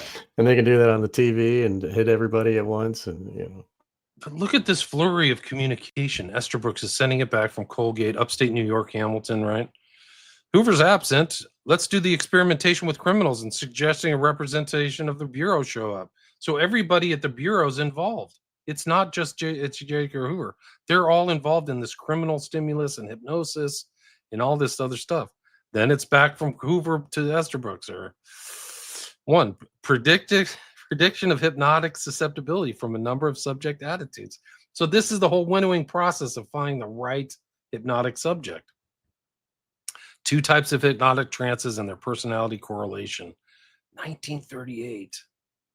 Cordially yours, Estabrooks.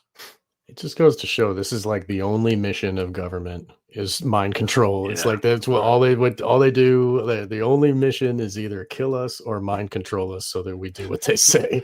Right, go back. Sorry, just go back, William. Look at this one: crime in hypnotism and post-hypnotic suggestion. Wow. What is crime in hypnotism? An excellent pamphlet. Does that mean, is this using hypnotism to create crime through post-hypnotic suggestion, right? I mean, doesn't that happen a lot? I mean, didn't we have the Summer of Love there with the George Floyd thing? I mean, wasn't that a bunch of crime induced by hypnotism? Yeah. Yeah, no, it's really incredible.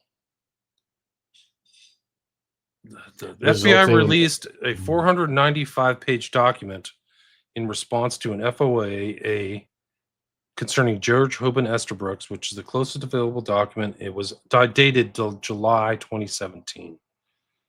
And I think I found it. Please download. Okay. Let's see if I can download it. It's on Scribd. Crap. Sweet. If you give us the link, maybe we can post it below for the listeners to go find it too. Yeah, if somebody has a Scribd account, I'll put the link right in. Oh, yeah, I guess it's behind a paywall or something. Okay. Here it is. I'll put we'll it dig in it out. We'll figure it out. It's there. It's around somewhere. They just want something. They want you to pay for it. Let me see. Let me see if I can pull this thing out. Scribd is a pain in the butt. It just takes forever. Okay, continue. Log in. I don't know if I have an account here anymore. I actually used to use Scribd quite a bit.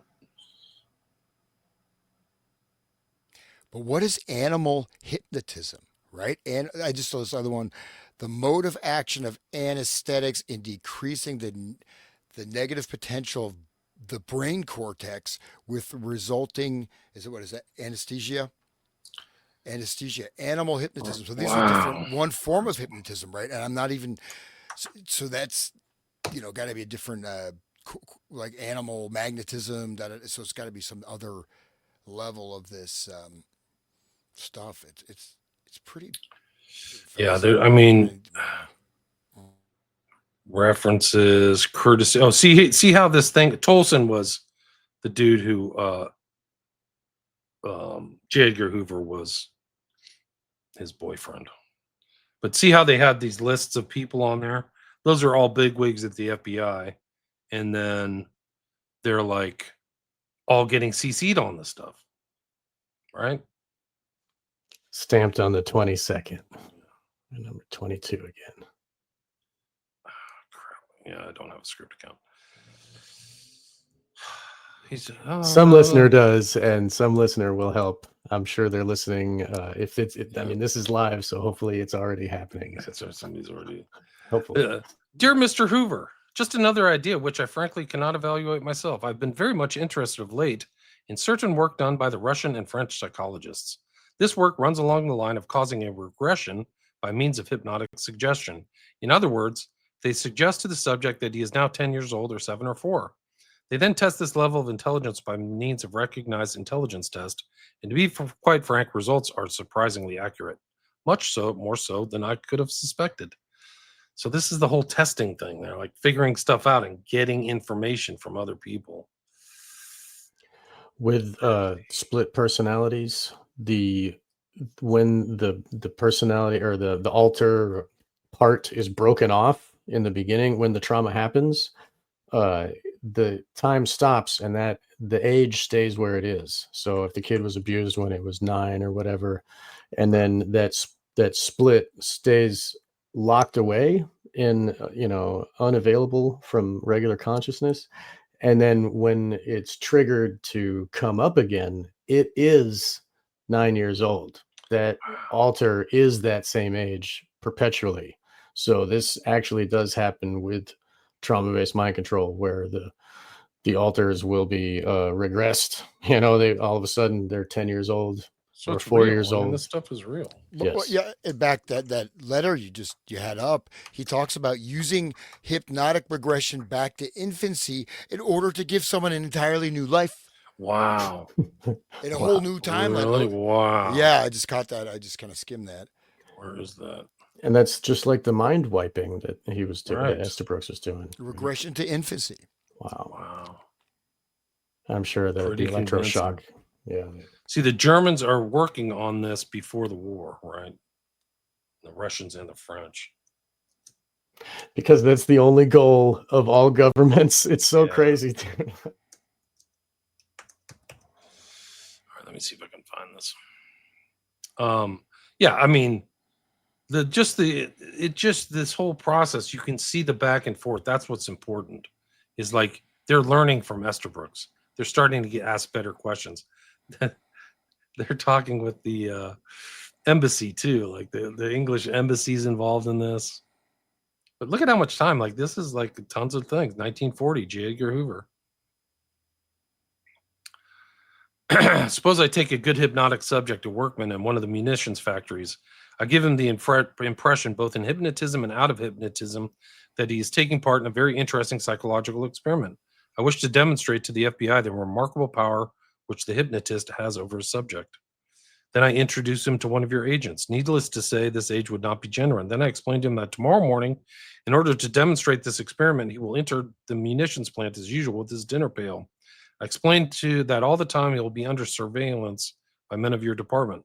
In his dinner pail, I explain, is a time bomb, which has all the attributes of a perfectly good time bomb, except it contains no explosives. We wish him to cooperate fully in this experiment in order to demonstrate just how this technique could be used against an enemy. So it's a weapon of war, right? So that's the whole thing Yen Lo says in the medical facility in New York in Manchurian Candidate. You now have a weapon of war, or whatever it was. Just right? you don't mind finish that next look at the next paragraph. In the morning, I give him his dinner pail with the time bomb enclosed, but put in a genuine bomb, which will explode after his arrival within the munitions plant. In my opinion, the odds are about 5 to 1 that this plan will succeed. Even if it doesn't, needless to say, I will have removed from him all knowledge of his ever having been hypnotized, and will render it impossible for anyone to hypnotize him in the future. In other words, he will land in the penitentiary on a charge of treason, and I will be free to continue my work. Wow. That right there is the whole Yeah. thing. That's Yeah, all of that's it. it. Manchurian Candidate right there. dude. 1940. Wow. But he's talking about blowing up an actual munitions plant too. Like it's probably not just hypothetical, right? Yeah. And he said like he ends up in a penitentiary, and I just continue my life. That's what a patsy does, right? Yeah. Man. Holy crap. Crazy. So I that think it I might be mean, at the Black Bolt. that's Shit.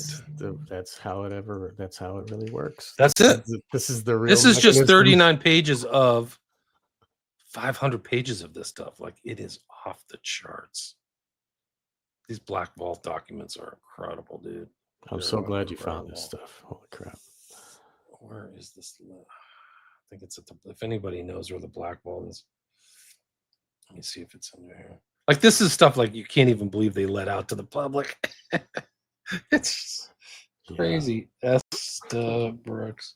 Well, see, the good thing is this stuff isn't redacted, right? Because I got Right. I got a whole bunch of documents from the recent release was about a year ago or approximately, but half those they're just redacted.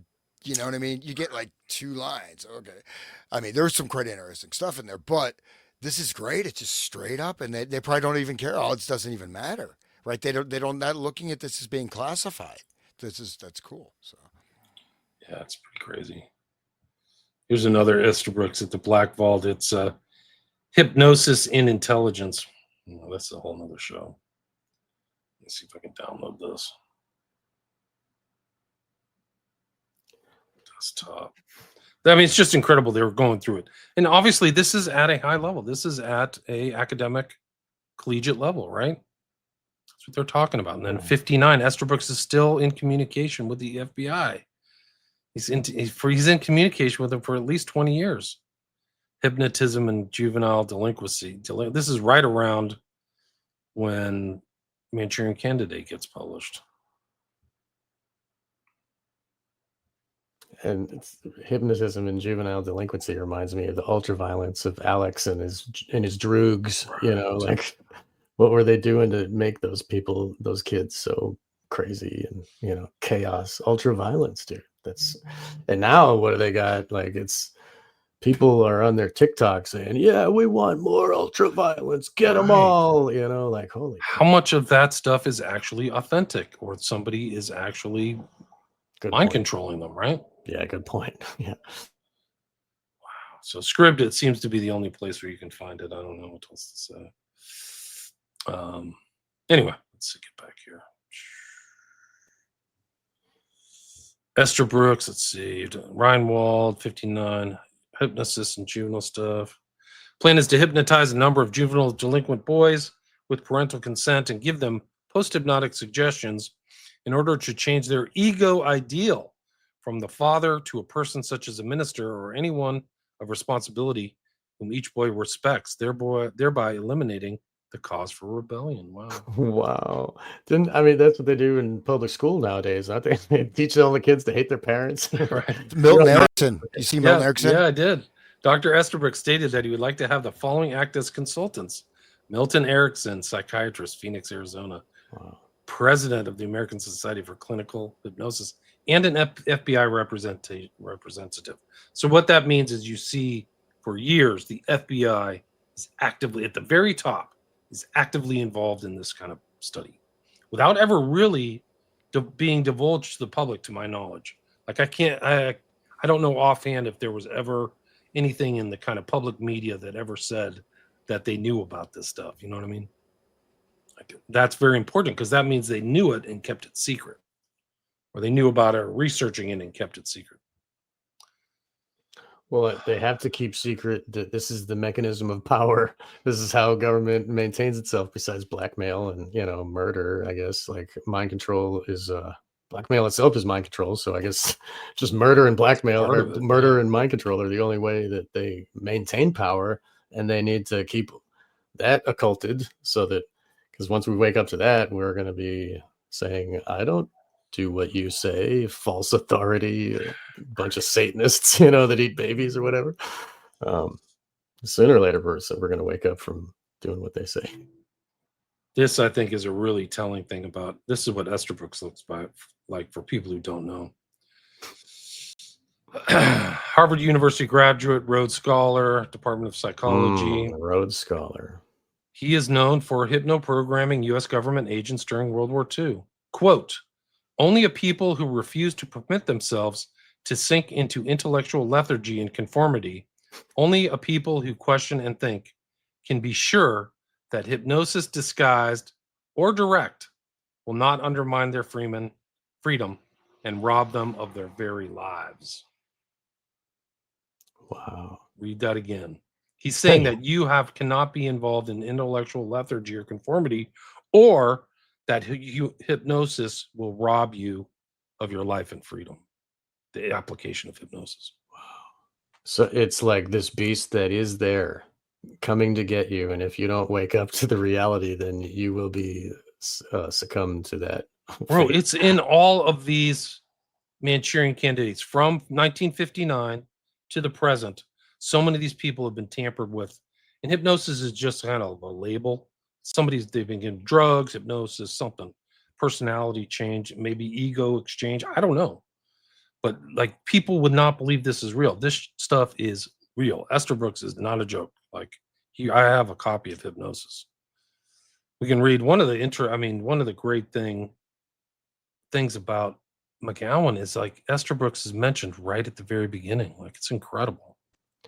That work that he did, the Born to Kill, or Program to Kill. Holy crap, that's so integral to all of this, and all of the mind control they were doing to create the monsters over there in Vietnam. Like they, what do we do with them? Use them when we, it makes so much sense, and he did so much great work. That's And just notice the guys, progression. guys, guess what? Okay. Oh, are you It muted? is it's your Okay. lucky day.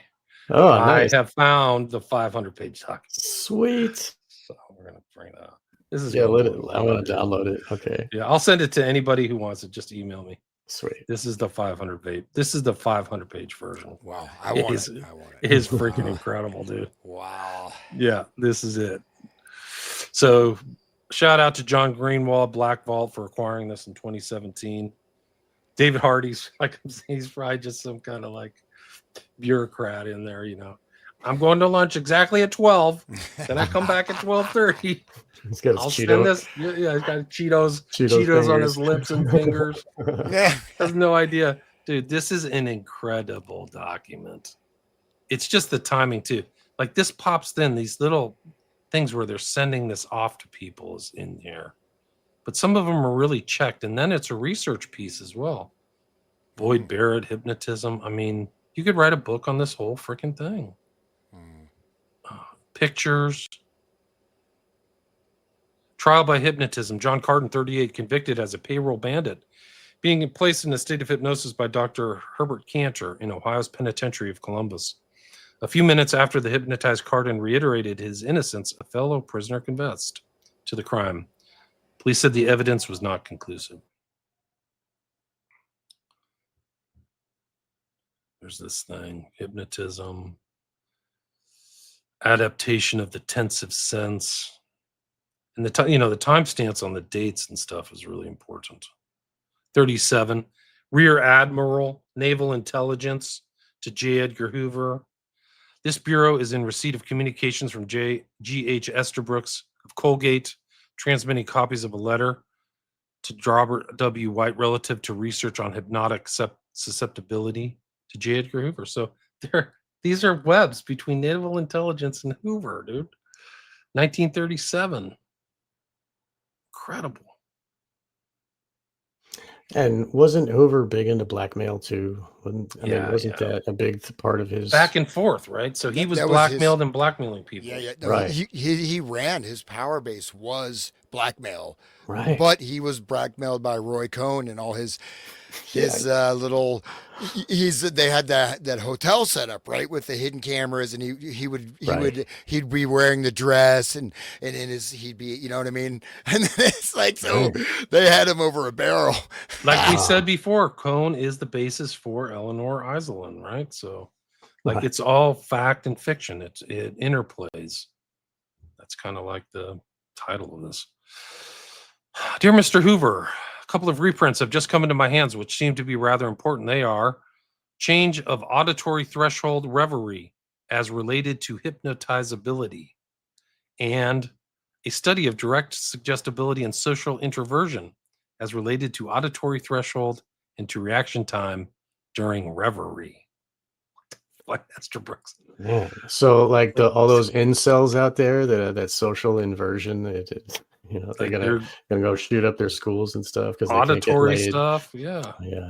This is, and that's that important thing, is this undetectable stimulus, right? So it's not even aware. And then just to, mention in that Program to Kill, all of the serial killers, right? Everywhere now, whatever, 360 something mass shootings. How many serial killers do you hear about at all anymore? they're pretty Right. much gone. And I remember just growing up with that, right? It was all over the place, one Pervasive, after yeah. another, one after another. I talked to Peter Vronsky, and he did the thing, and you can see the spike. It's right after all of these studies. So they spiked in the 60s, 70s, and 80s and dropped down again. And there were like serial killers, like multiple operating at all times. Here's the thing on the right where you see these check marks. They're going to different people at the FBI. I think that shows that they got a copy of some of these other things, but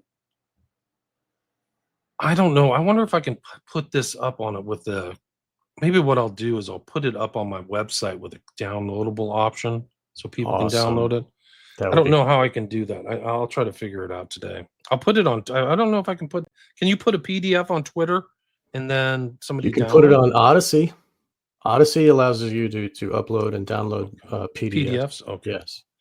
I haven't used my Odyssey channel in a long time. People forget about Odyssey. Those guys are good over there. But this is amazing. Oh, man, this is I great. know. I definitely want a copy of it. there's your Milton Erickson again. Translation of cryptic automatic writing, right? That's Sirhan. The translation of the cryptic automatic writing of one hypnotic subject by another in a trance-like dissociated state by Milton H. Erickson and Lawrence Kuby. Lawrence Kuby, of course, big Macy conference guy, big major player in. I mean, Lawrence Kuby is very, very important. So that's. I had no idea there was a connection with Erickson and Kuby. That is wild. Okay, 1940, man. 1940. Yeah, see, they're pushing back the understanding to the 30s. Yeah, it's pushing back to the 30s, the understanding of this stuff, and that's probably how Condon became so well versed, as he had access to something through somewhere, or just kept his nose on the grindstone and got papers or something like that. I don't know. He's probably in the cult. He's probably the clown. If he's in Hollywood and he's a promoter of all these films, he's probably a minor player. Yeah, he probably knows all that stuff about, what's the guy who was in Eyes Wide Shut, the face, the mask, or whatever, who was doing all those parties and stuff. He probably knows the stories, Bob Hope. Oh, yeah. Dude, he was a knight of the Pope and a knight of the British Crown. He was He's both, and he did those USO shows. Like, holy crap, dude! And bringing all those mind-controlled women to all of those places where there's war-torn, and doing their transmission of information from the woman to whoever they're sleeping with, and that whole like the mind-controlled slaves like Alice and Bryce Taylor and stuff. They would be under hypnosis and mind control in a different altar. They would go and sleep with some foreign leader or influence, person of influence, and it would be like a diplomatic thing where she's transmitting information to him and she doesn't even know it and what the information is, but she says it to him while they're after their tryst of lovemaking or whatever. And then it's another whole level of spycraft. Interesting. Dear Mr. Hoover, 1940, I take the liberty of forwarding you an article by Dr. Wells of Syracuse. It seems to me that this article is extremely significant. May I suggest that if you and our military people are unwilling to use such an unethical process as hypnotism and insist on modern war as a cricket match, I don't think we have any right to presume that the totalitarian states would be worried over any such scruples. In this case, it would seem to me wise to get our anti-aircraft defenses in order, so to speak. As I said in a previous communication, there's no reason to think it a reasonable possibility that such a disaster as that in the Hercules powder co could not have been produced by this means. So was there an explosion at the Hercules powder co? I don't maintain that it was, but I say that it could have been. And if somebody decides to use this weapon for sabotage, it might prove a very serious matter. So he's alleging that some bombing that happened at their Hercules powder co might have been done by somebody under hypnosis. Wow. Crazy stuff, man. Wow. It's all there. I got to figure out where to put this up. I don't know if I can do that. Maybe archive.org. I don't know if Yeah, they. archive's good. That's a good place. Maybe it isn't an archive. Somebody's just blowing up my phone. I don't know. I have that Anyway. retransfer pro, and I can actually put files up with access at it for like, I think it's up to like Well, I'll send it 6 to you months. two guys too, so you Great. can give it to your audience as well. Yeah. Thank you. So if I get that downloadable link, I mean, I could just upload it and there's the link and anybody can access it. So I don't mind doing that. So Beautiful. Thank you. These are like getting back to kind of Oswald. In March 1967, Perry Raymond Russo testified before a criminal district court in New Orleans that he had been present. This guy was hypnotized too, Russo, by the way, for the court trial. A conversation between Clay Shod, Ferry, and a person calling himself Leon Oswald, an agent of Division 5, talked about the necessity of 3 shooters and a triangulation of fire. According to Copeland, the nomenclature of an assassination cabal, the person going by the name Leon Oswald was in fact William Seymour, an agent for a private detective agency called Double Check. So that's like the doubling thing they were using for Oswald to confuse people. What Copeland did not see was that the breakdown was engineered by very forces responsible for the mind control of America and the destruction of its way of life. The Kennedy assassination was a British intelligence Reed Tavistock hit, and its purpose was to shock the American consciousness into a near comatose state for reprogramming, the standard Tavistock modus operandi. Remember, Dulles said that MK Ultra was for collective and individual. It's not individual, it's collective. Specific techniques of mind control may have also been employed in the Kennedy assassination at the microcosmic level. Lee Harvey Oswald in September 1957 arrived at the Atsugi Naval Air Force Base to work as a radar operator with a security clearance, odd for a man so forthcoming about his pro-communist views that he was dubbed Oswaldovich by his fellow soldiers. Atsugi, aside from being a launch base for the top secret U-2 spy plane, also housed the Joint Technical Advisory Group, where MK Ultra LSD experimented. We know that something was going on there. There's memos between Dulles and Atsugi saying stop LSD. Once in Atsugi, Oswald engaged in more than radar monitoring at a Tokyo nightclub called the Queen Bee. Oswald became intimate with the hostess, who was believed to be a Russian spy and contracted gonorrhea. Oswald's medical record states that the disease was contracted in the line of duty, not due to own misconduct. Obviously, Oswald was at the time functioning as an agent of the military, possibly performing surveillance on the believed Russian spy at the Queen Bee. Kerry Thornley, perhaps Oswald's closest friend at the Atsugi base, in correspondence with the author, recalls an attempt to recruit himself, Oswald and a third man, into a possible intelligence operation. Thornley writes, kind of goes into this like loan sharking and this other stuff. But it just shows Oswald was involved in like suspicious. I think this is Jim Key's mind control, world control. 2 weeks prior to Oswald's defection to the Soviet Union, Webster, formerly in the Navy, renounces. So somebody else did the same thing than Oswald. Like Oswald, Webster would later do a turnabout and return to the United States. His return greased by affidavits from RAND, Research and Development. So that's another intel cutout. It just goes on. It's just crazy stuff. This is the implant. Also in Webster, this is the other defector. It is also fascinating to learn that the address of Webster's apartment building was in Marina Oswald's address book. And after that, she is known to have said that her husband defected after employment at American exhibition that took place in Moscow. This was obviously not Oswald, but Webster. The pseudonymous Lincoln Lawrence in We Were Controlled recalls a deadly rumor that Lee Harvey Oswald had been admitted to the 3rd Clinical Hospital's Ear, Nose, and Throat Division in Minsk, Russia.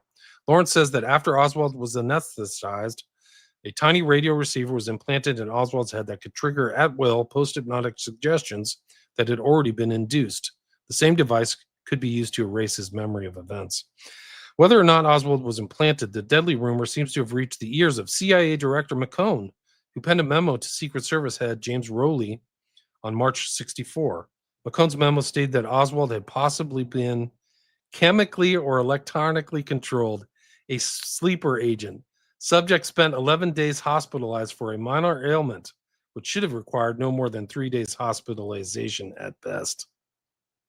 So there they are. They're all in these hospitals. Sirhan, Chapman, Oswald. One person who reacted with shock about Lincoln Lawrence's allegation that Oswald had been implanted with a control device was Marguerite Oswald Lee's mother. She told Dallas assassination researcher Mary Farrell, quote, "I've got to find out who wrote this book because they knew my son," unquote. Marguerite Oswald would not explain to Farrell how she knew this, but Dick Russell, author of The Man Who Knew Too Much, also involves hypnotic triggers, and Nagel's another story. I have to talk about Nagel in a later broadcast. Speculates Marguerite would sometimes stand behind Lee's chair as he played some board game and rub his back and head. That's a bit odd, isn't it? And she said the texture of his hair had changed. It wasn't soft like it used to be. Suddenly it came to me, what if, when she was doing that, she felt a little scar up inside the hairline? Another person concerned about Oswald's appearance was his brother Robert. According to Epstein in legend, quote, "The most marked change was his hair. Not only had it thinned almost to the point of baldness on top, but he's only 24, but the texture had changed from soft to kinky. Struck by this loss of hair, Robert couldn't help wondering what had happened to his brother during the intervening years in the Soviet Union, and later speculated that it might have been caused by medical or shock treatments." I was thinking that the whole time, and then it got the shock treatments. I was like, oh, there it is. Because, I mean, the electricity is like sizzling the hair. It's like making it burned. Like if you light a cigarette and you burn your beard, it like kinks it up. It gets all curled and like weird and coarse and not soft anymore, you know? That's the whole thing that was going on at Ewan Cameron and McGill. They were doing electroshock therapy at levels 1,000 times the allowable. They literally, people would stop breathing, like they would freaking fry them. Like It was so grotesque. It was unbelievable. Like people who were like the researchers there would like start crying because people would just stop breathing. Like it like fried their freaking autonomous like. Yeah, their part of your brain, stem of their brain, the reptile brain or whatever. Herman Kimsey, an Army counterintelligence operative and CIA official who claimed an insider's knowledge of the Kennedy hit, was quoted in Hugh McDonald's appointment in Dallas as saying, quote, "Oswald was programmed to kill, like a medium at a seance. Then the mechanism went on the blink, and Oswald became a dangerous toy without direction," unquote. 3 weeks after Kimsey offered these revelations to McDonald, he died of a heart attack, age 55.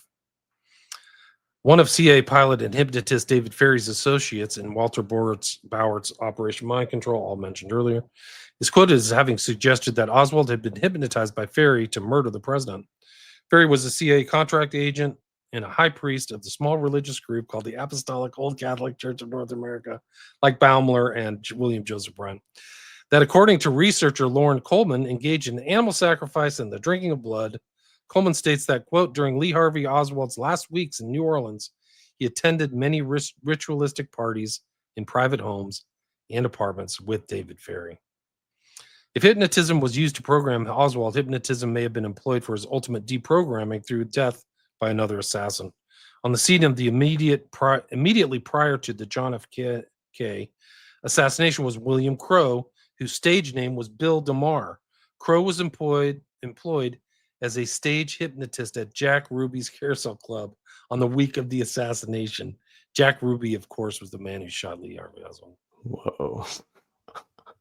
That blood sacrifice, like drinking blood and animal sacrifice, that just ties it back to, this mind control has been the operating system since ancient Babylon. And yeah, same thing, same. Garrison said Ferry was one of the most, I think he even said he was the most important person that ever lived. He said something really crazy about David Ferry. I got to see what it was. What did Jim Garrison? So Jack Ruby was supposedly hypnotized by this other guy, that William Crowe, at the club, and that's why. But Jack Ruby was he was a widow's son too, right? Wasn't he in the Masonic orders? Who's that? Jack Ruby. I don't know. He was Jewish. He's part of a mafia. He's a gun runner and stuff. Okay, he was pretty big in the mafia. Actually, it wasn't a small guy. You know, he had Chicago ties and all kinds of stuff. Right. I was under the impression that he did that because he had to, like someone made it so that he had to go do that. But I didn't even think that he was under hypnosis too. Like, Well, who wow. knows? Yeah, right. Who knows? These guys are like the stage magicians are just stage magicians, but who knows what they're doing in their off hours, right? Or what if he's just hypnotizing him with that thing you saw with the Hoover, right? That from Esterbrook's, he's doing a routine. He's implanting the command, and Ruby doesn't even know. He's just running a nightclub. He doesn't even know that he's just been induced with a command, right, to kill Oswald. So it's very, very possible, actually. Just like Shaw with the cards at the bar, and the guy says, "Oh, jump in the river," or whatever, and then he gets up and jumps in the river because it's by accident programmed, because it just goes in. It's like you said earlier. We talked about how it's undetectable hypnosis. Right. It's incredible. This is the way they were thinking, and that's what he said. This is what Garrison said about Ferry in '67. Ruled a natural aneurysm when he died. Quote, the apparent suicide of David Ferry ends the life of a man who, in my judgment, was one of history's most important individuals. Evidence developed by our office has long since confirmed that he was involved in events culminating in the assassination of President Kennedy. And then he goes on to say, quote, I had nothing but pity for David Ferry while he was alive, and have nothing but pity for him now that he's dead. So he said he was one of history's most important individuals, Garrison did. And there's actually interesting things from Garrison's biography. I think it's on the Trail of the Assassins, where like he's just farting around like New Orleans. He runs into Ferry, and he's got like weird hair and he's acting crazy. Like he's like a local crazy person. He's like a local grok or whatever, like a crazy clown. Like he's running around. He's all frenetic, and he drinks like 12 cups of coffee a day. Like that's how he operated. Like he was different. Like you have to read the parts. I'll see if I can find it if there's another talk after this. But this is I mean, I don't know how much more stuff I've got. He's the one with alopecia, right? And the weird eyebrows. Okay. He looks weird anyway. They think what happens is that he was a pilot, but he may have been also a U-2 pilot. And that's a common thing with high altitude flying is the compression on your body like impedes hair growth. So he may have gotten alopecia from doing U-2 spy plane flights. I don't know. That's why the gray aliens don't have any hair, obviously. Maybe. I don't know. I mean, I don't know which one. What book is this from, William? Sorry, this particular book? I'm pretty sure this is World Control, Mind Control by Jim Keith. Okay. But it overlooks a lot of the stuff. It's really good. Like he died suspiciously too. He like broke his leg, I think at Burning Man of all places, and went into the hospital and came out dead. So yeah. Okay. Somebody at the hospital got the call. Yeah, somebody at Burning Man like got the call. Yeah, too, who right? knows? Yeah, who knows? I don't know. It's very suspicious, especially when he's writing stuff like this. That whole Burning Man is a government experiment. Right. It is mind control, MK Ultra. Like interesting in the context of RHICEDOM technology is the statement made almost 10 years after the publication of We Were Controlled. Dr. Sidney Gottlieb, the MK Ultra heavyweight, during questioning by Senator Richard Schweiker, which I mentioned earlier, Oswald is overseen by intelligence. In '77, Senate hearings on CIA drug testing responded as follows. Schweiker, some of the projects under MK Ultra involved hypnosis. Is that correct? Gottlieb, yes. Schweiker, did any of these projects involve something called radio hypnotic intracerebral control, which is a combination, as I understand it, in layman's terms, of radio transmissions and hypnosis? Gottlieb, my answer is no. Schweiker, none whatsoever. Gottlieb, well, I am trying to be responsive to the terms you used. As I remember it, there was a running interest, all the time in the effects of people standing in the field of radio energy have. And it could easily have been that someone, somewhere, in many projects, someone was trying to see if you could hypnotize someone easier if he was standing in a radio beam. That would seem like a reasonable piece of research to do. So he's like, yeah, he's not like, maybe he's lying, but maybe it happened. I don't know. These a lot of those commissions, they were good because the people compiling them got a lot of information together, but the people giving testimony just bullshitted the entire freaking time. Just might be a radio beam of is Yeah. exactly 42 hertz that will cause this particular intersyllabic reaction. Just happens to be there. I don't know why. It just kind of there's just some. Whoops. What's important is that this is what's happening today. Yeah, This, you're I mean, right. you don't know how much they can juice your Well, phone. and just to stress this for people that be aware that they chose specific frequencies. So I remember when this 5G started coming, there's frequencies that are totally non-toxic, that are far more powerful, far better coverage, far better signal clarity. You don't need repeaters. These are frequencies that operate on same level of the brain. These are considered, basically, were used in part of the spectrum of microwave warfare. And use. I mean, these are some of the basic frequencies are aligned with stuff that was researched as it's toxic. There's a huge, there's a whole planet. There's thousands and hundreds of thousands of different spectrums, but let's just pick these particular ones that are that are going to directly affect even intercerebral blood flow, this, that, and so it's because that's the thing. It's like a access, right? So the frequency is an access point that you can piggyback carrier wave. So again, maybe an accident, just like standing in the radio wave, just an accident. It happens to be a radio wave. But yeah, I mean, that's something that people should be conscious of, that we don't, why are these specific frequency sets chosen, knowing that they are harmful in general? That's why people are getting brain cancer, from holding the phone up. I mean, you don't get a brain cancer from listening to an AM radio, right? Okay. That's right. It's true. I mean, I'm pretty sure these are from the book. You can find it on archive.org.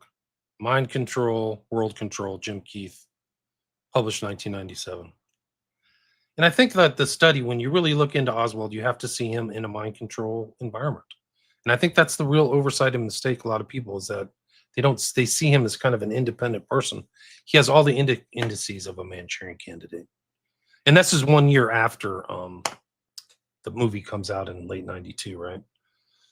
He's put into place. He's driven around. He's got hypnotists surrounding him all over the place.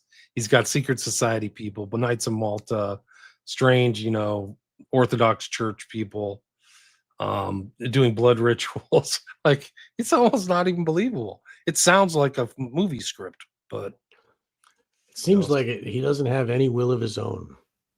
Like in all these instances, it's like he was pushed to do that by this guy. He was told to do that, and he works for these guys, and you never hear about Oswald having any kind of actual will. It's a really good point. He's just an empty great vessel. Observation. That's a great observation. He's almost in the hands of somebody else, manipulating, Always. Giving him money, telling him where to go.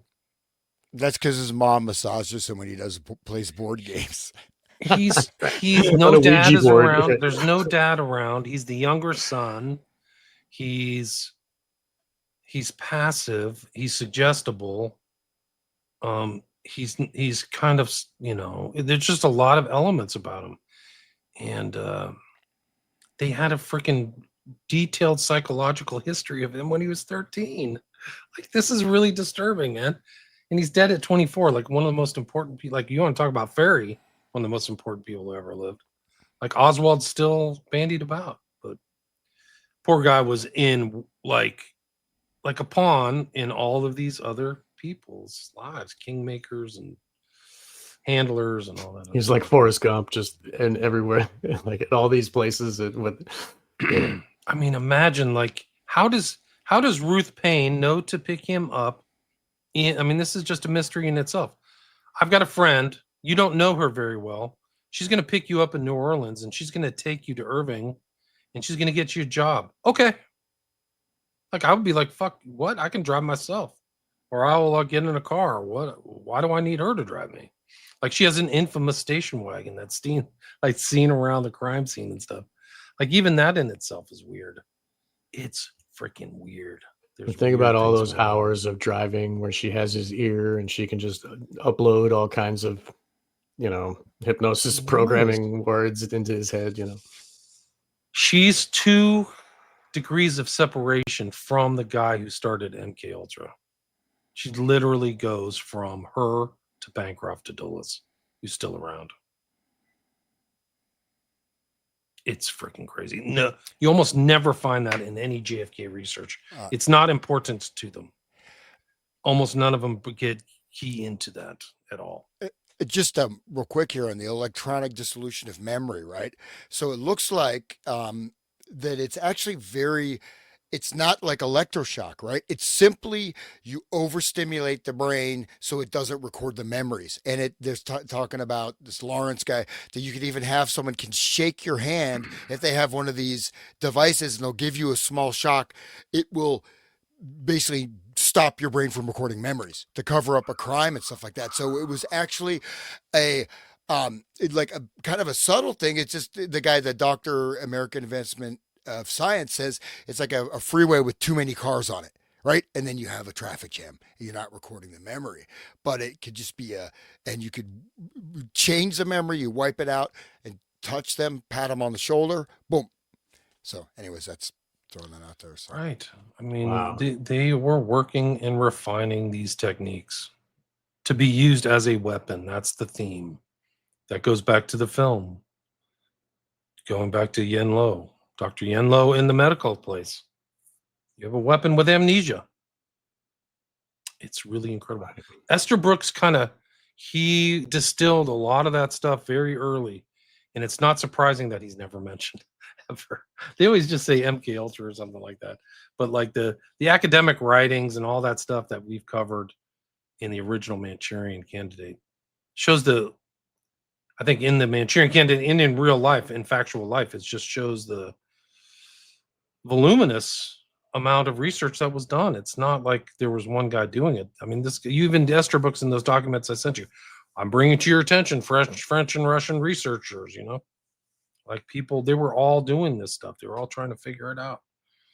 So it's very dark. And then like coming up to the present, it's like Sean said, the Black Awakening and people going crazy and real personality changes, strange things, even with the shots. And like, even in my family, like people, whoa, like you're acting really looped, man. Like they got all their shots, but like, whoa, this is not right. So anyway, I've got another 30 hours, guys. I can probably do show after Let's show. keep going. We're gonna keep going. But I just want to state that, like this is something that you'll start to notice it. I'm not trying to make people like paranoid. Don't walk into the radio beam, but basically, like something. I don't know if you guys have noticed this. Like I went out, I had to go to the grocery store yesterday. Everybody seemed really almost kind of tranced out, kind of very aggressive, very rude, very prickly, and it was like it was literally, I'm in a grocery store. I'm like, man, I'm walking into it was really bizarre, and I could feel something going on, right? I mean, I'm saying even just kinetically in terms of like you can feel some kind of frequency, energy, whatever, right? I mean that, but I mean I could see literally it affected everybody, and because I'm not necessarily falling into the entrainment of that stimulus. I could observe it, even though I could feel myself also becoming a bit irritable, but not necessarily locked into it. Have you guys noticed that at all, like in collective, like situations, or just here and there? Yeah, it seems like everybody is being squeezed right now. Like everything, the whole world is like coming down on all the poor people, and they are breaking. Even at work, people are like fighting with the bosses, and like everybody. It's just really frothed up to the fever pitch. This whatever this working is, that whole thing with Charlie and and this 9/11 and all of this. It's really, and what Israel is doing and continuing to do, and how they're expanding all their bombing, and they're just going to go kill out every. I think it's really ramping up. I think I agree with you, Hans. I think I see that too. 100%. There is a level you just get. You can start to, because we can you say. it's basically it's just a more of a clarification of like it's primarily say kinesthetic, but you can if you get more clear with your nervous system, okay, you have say for example like yesterday, so I did feel myself getting kind of irritated. Somebody whatever did sell my car, but I could feel it, but I wait and then you expand your awareness. Wait, is there any sense of any kind of you can feel it's almost like you I don't know like not like an electrical shock but it's a you know what I mean you can feel it. You stand next to a microwave, you stand next to like a power source. I could see, you know what I mean, so this is something you can actually start to notice if you don't go into that entrainment, right? So what I'm saying is that you broadcast a particular frequency. I could see whatever it may be, right? But I'm saying it's affecting. You can see a mass effect. It's like, wait, I'm noticing everybody around me is affected by this. But once that emotional state is triggered, right? I'm pissed off. Today sucks. Then you're not gonna. But if you can, you know what I'm trying to say? Like just like it's almost like a heat. Like it's just Right. it's a sensitivity because we're aware of it. It's just you have to bring it to the conscious threshold instead of just getting into the triggered emotional state. Because once you go into that, you are hypnotized, basically. Right. And what you said about like taking a moment to think about what is instead of just reacting, I think that's important because that moment allows us to think, because the great the dark occult wants us to be reactive in our non-thinking mind of the base brain and to act in those emotional triggers. And what you were saying is to maintain your own mind, you need to take a minute to separate between the stimulus and the response. And you can actually get, I mean, if you develop it, because it's something like I, sort of try, bringing awareness, but you start to get clear, direct impressions from the nervous system, right? So you get a greater degree of sensitivity, of clarity.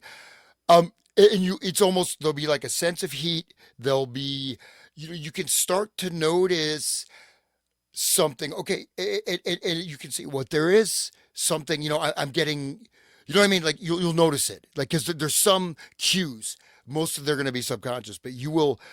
I'm trying to come up with a good analogy, but it's like there. You go around on something electronic, or you go walk around a cell phone tower that's more dramatic. You can notice that, right? But so that's just something I'm throwing out there. But seeing how all this stuff has been operational since the 30s, man, and I'm like, so this now is being done very remotely by some of the stuff. And I'm throwing that out there just because something I've noticed. So I don't know. Listen, this is from Constantine's The Psychic Dictatorship in the USA. Ties into a lot we're talking about and how Condon knew what he knew. So operate Project Artichoke, CIA's umbrella remote mind control program in the 50s, as reported in innumerable men's magazines. So I've noticed that there was a Esterbrook's article posted in a magazine called Argosy in 1950. It was called Hypnosis as a Weapon of War. So maybe that's how Condon got stuff. It's because that's maybe before your time, Sean, but like old people like me, like that's what we had, how we had access is magazines or books. Right. We didn't have the internet. So We actually used to get this thing called a newspaper, and you'd wait for it in the morning, and then you'd read it thinking you're getting informed. Like, wow, man, I gotta get the newspaper. I thought that was only in the movies. What are you talking about? Hey, William, just read that paragraph. That's Yeah, exactly yeah, what I I'm was trying talking about. The top, right at the top of the page. Was the creation of a Manchurian puppet killer with a revolver and a memory like a steel sieve, both emptied by electrical stimulation. So empty all that stuff. No, I was just saying. Okay. The same emotions, yeah. anger can be created by artificial radio signals sent to your brain by a controller. You can instantly feel the same white hot anger without any apparent reason. Interesting. This is probably go over Constantine's book, but it does go over this book that I mentioned that we were controlled, that posits that Oswald is either, radio controlled or something. The author's reconstruction holds up well today as it did in 1968 when the book was published. If only persons involved with the book proved as durable. Lawrence's attorney, the late Martin Sheeman, was gunned down inside the Time Life building. I wouldn't be in the Time Life building of that. A condensation of the book by Damon Runyon Jr., an adherent to New Orleans DA Jim Garrison's recreation of the Kennedy assassination, was preempted by death. In April 1968, the celebrated writer suffered a mortal fall from a bridge in Washington, D.C.'s Rock Creek Park. The CIA circle in the inferno swelled with odd deaths, disappearances, and suicides. Likewise, Oswald Crony, David Ferry, CIA pilot and hypnotist, was found dead in his New Orleans apartment surrounded by 15 empty medicine bottles, a seeming suicide. But the coroner's final ruling was the cause of death was a berry aneurysm. Forensic specialists ventured that the blood vessel had hemorrhaged as a result of a karate blow to the back of his head. Raiding police carted off Ferry's effusive notes on hypnosis and a pile of books on post-hypnotic suggestion. He had to cover it all up. His cohorts went into hiding after his death, but one Jack Markin surfaced long enough, according to Walter Boort in Operation Mind Control, to suggest that Oswald had been programmed by Ferry to go to Dallas and kill the president. Then we go to Helms. He was a Machiavelli with a mission, an avid proponent of telemetry as a form of low-intensity warfare. Helms commandeered a vast research network in pursuit of such subtle depth persuasion techniques as the transmission of strategic subliminal messages to the brains of enemy populations. He advocated the use of high frequencies to affect memory and even the unconscious. Helms ordered up a scientific cabal to study automata theory. In a memo to the Warren Commission, he made mention of biological radio communication. The 1964 memo was prophetic. Helms, quote, "Cybernetics can be used in molding of a child's character, the inculcation of knowledge and techniques, the amassing of experience, the establishment of social behavior patterns, all functions which can be summarized as control of the growth processes of the individual." Scary. They're making people, people are robots. That's how they look at it. Helms commandeered a vast research network. So you have to you go from Dulles to Helms. These guys are really freaking sinister, man. Molding of a child's character. And they keep all of us in a child state of mind. We're all like infantile at. Absolutely. How free are you? How much of your character is your own? Right. Honest to God. I grew up in Northern California and they pushed drugs and LSD and all that stuff I was just suffused with all that stuff. And that was kind of the cool thing. They made it all look cool. The Kool-Aid acid test and counterculture and all that stuff. I didn't bring this up in the show, but I was thinking about that. I had classes in this in high school. Okay, I went to this alternative high school, right? But there was a class, talking about on the road, there was a class on LSD. And the guys one of the students came in, "I'm tripping, man. It's so cool." And literally, and we're reading Kesey and like Kerouac, right? I realized Kerouac, he's kind of I thought he was a great author. You look at him, he drank 14 Boilermakers an hour on average per day. Wow. That's some pretty serious drinking. Incredible. How do you do that? Yeah. Oh my God. I don't know, man. That's incredible. But these guys, this was pushed, right? This was showing these are the real heroes, right? These are the cultural heroes. These are people that really in school, not outside of school, right? And Neil Cassidy net worth when he died was anywhere from $1 million to $35 million. How? Yeah, I don't know. The guy never even wrote it. He never even published a single book. He was written about, but how did he make all that money? That's crazy. I don't know. But anyway, but this is the level, right, of the stuff where and this is implanting, right? These models and ideas, and just creates people more susceptible across the entire culture. But it's wild, right? This stuff it's not like we're talking about stuff that's hidden underground cults. No, these people are seen as heroes, right? Right. The 60s rock stars, the Beats, whatever. These are cultural icons of freedom, of power, of creativity, of love. Okay. It's funny that in your generation, you got that in school, and the generation I was past school by the time 9/11 happened, but my good friend James Corner was in school, and they wheel in the TV and they make everybody watch the tower get hit by the thing over and over again all day. And I talked to other people that were in school, and myself, I was in jail at the time, and they sat us down in front of the TV, made us watch the TV. So it's like that's the next level of mind control. Okay, everybody get the trauma programming here. Everybody cry, watch the people. I mean, they were like pulling their clothes off and jumping out the building. I mean, they were like being microwaved and shit. Like Incredible. the whole thing turned to dust in front of everybody, and we're like, that's the next level. Like, okay, so now what are they doing? We got Charlie Kirk. We've been traumatized over and over and over and over again. I call it collective psychic driving. Like, it is incredible. Just what the average American has endured. It's just like, okay, you can't have any psychological peace. Like, and it's weird too, because I went camping like outside the grid, so I couldn't have any phone contact and everything. And like my tension, just like the subconscious, whatever it is, whether it's the microwaves or any thing, like my body decreased. Like it felt like the subconscious base level of my conscious, I don't know how to explain it, but it felt like it just evaporated. So like I grounded and sat on the ground. It was really a trip. Like I can't wait to get back off the grid. Like it's amazing. That's beautiful. Yeah, you got back to your humanness instead of all this electronics and stuff input. Yeah, I think you're right. I'm trying to find this thing. Have you ever heard of Alice's restaurant in Northern California? You can get anything you want at Alice's restaurant. Yeah, I was just there. I was there last week. That's where I was kind of off grid.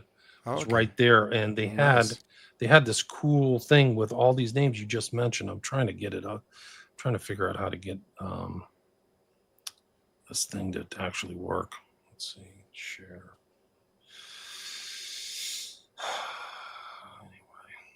Anyway, edit. But yeah, I was just there. It was pretty cool. So like a bunch of old hippies, literally like old hippie people. That's awesome. They were probably on LSD, but that's okay. They were very happy. LSD's okay. I don't think it's a bad thing. Everybody was in a very good mood, and they were playing bluegrass. Awesome. And it felt very like I said, like kind of away from it all, background to earth. Let's see. I think I want to show you guys this before we wrap this up.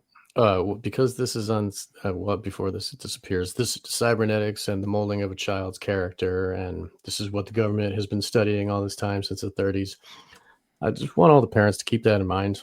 Now that they're sending their kids back to school, just they got Pavlov programming. It's school is built by the same people that build the jails. You know what I mean? Maybe you should do some homeschooling. I just want to say that.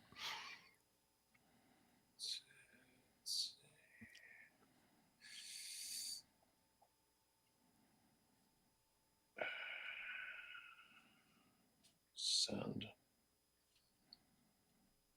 All right, let me see if I can pull this up.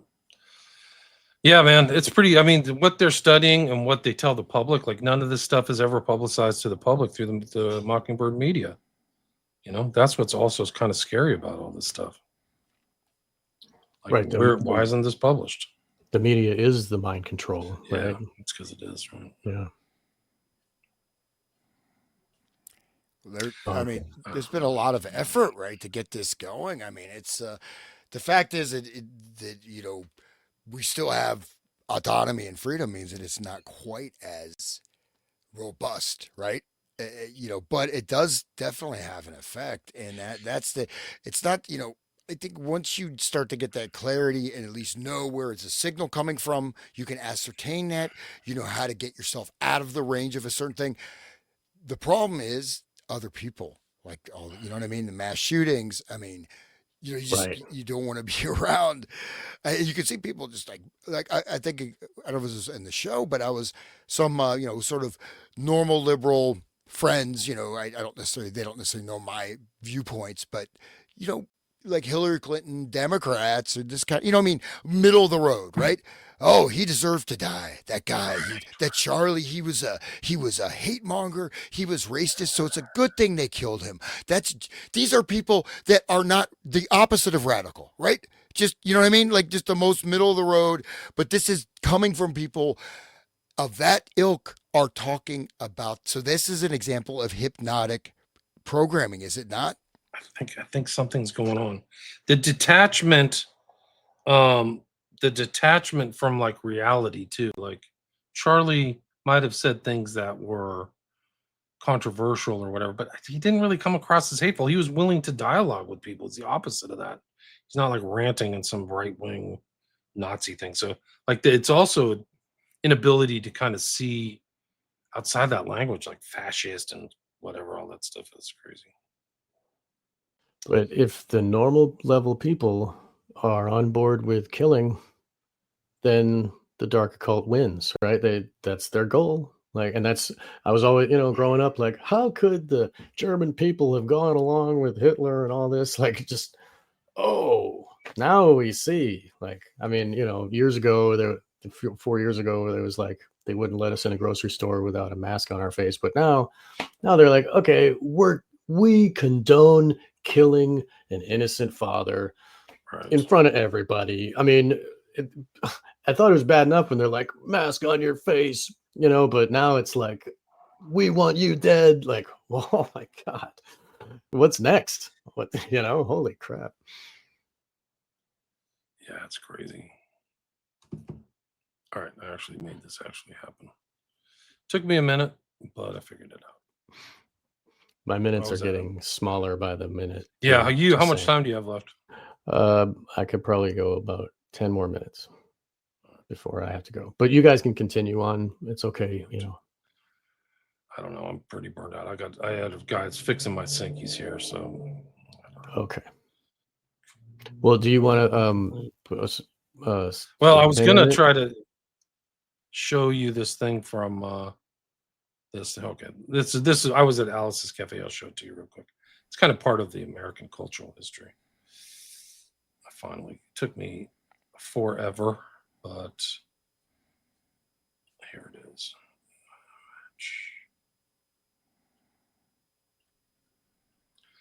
This is up on the wall at Alice's. Oh, Ginsburg right on top. How? Oh my God. It's all there. LSD, Merry Pranksters, On the Road, Howl, Jack Kerouac, Summer of Love. But Ginsburg, Vietnam, hippie communes, One Flew Over the Cuckoo's Nest, Ken Kesey. NAMBLA. Ginsburg is in NAMBLA. I mean, he is one of the founders, man. Yes, he found. Oh my God, he rapes children.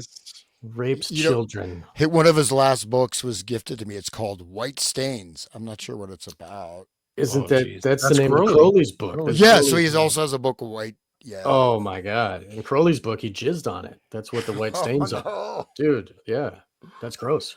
But look at this. And one of those books is $10,000. I mean, it's look at all Jack Kerouac, Alice. Okay, Howl, and of course, Howl is that.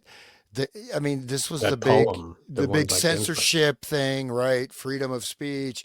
And that poem, I mean, I saw the best minds of my generation drag, starving, hysterical, naked, wandering through the angry Negro streets looking for a fix. I remember the first line, but great, but literally, I mean, it's like, that's what I realized. Like Jack Kerouac, like I idolize this guy, and looking back at his literary output, basically he's not that great of a writer. I hate to say it. He's okay, but what was this guy's lifestyle? It was, I mean, this guy was a major drunk, dude. It's just a complete. And what was their thing? Just party, freak out, burn out, fade away. Better to burn out than fade away. He literally talks about that. The ideal of life, I forget the exact passage, like a Roman candle that goes off. Everybody goes, look at them. Boom, they just blow up. And that's what he was promoting. Eugenics? Yeah, I mean, not that he was killing the people. But Allen Ginsberg was kind of a little bit of a handler for him too, because he was at Columbia. He was influenced, so he had Neil Cassidy was bisexual, so he and Allen got together, and Neil Cassidy again. How did that guy end up with so much money? The guy was just, what did he do? He just was this party clown. But this is, I mean, Cowboy Neil at the wheel, the bus to Never Ever Land, right? That whole thing, that Grateful Dead line. Yeah, it was everywhere, huh? Yeah, there's probably because of the black market stuff that was going on. You know what I mean? That's probably how he got rich and well, not famous, but rich at least. All Either right, that or so- blackmail. Maybe it's because he's buggering children and blackmailing people. Not a see. funny Off. thing. I'm just You kidding. know, because he brought the beat generation into this hippie generation with Ken Kesey, right? So Okay. this is the you know, so here's that's here's your hippie pick. Here's your hippie pick, guys. Let's see if I can bring this up. Image share screen. This is what Alice's restaurant looked like. There's nobody like under 40. Nice. That looks like the 50-year anniversary Dead show I went to. Yeah. They're all playing. The bluegrass band is on the right.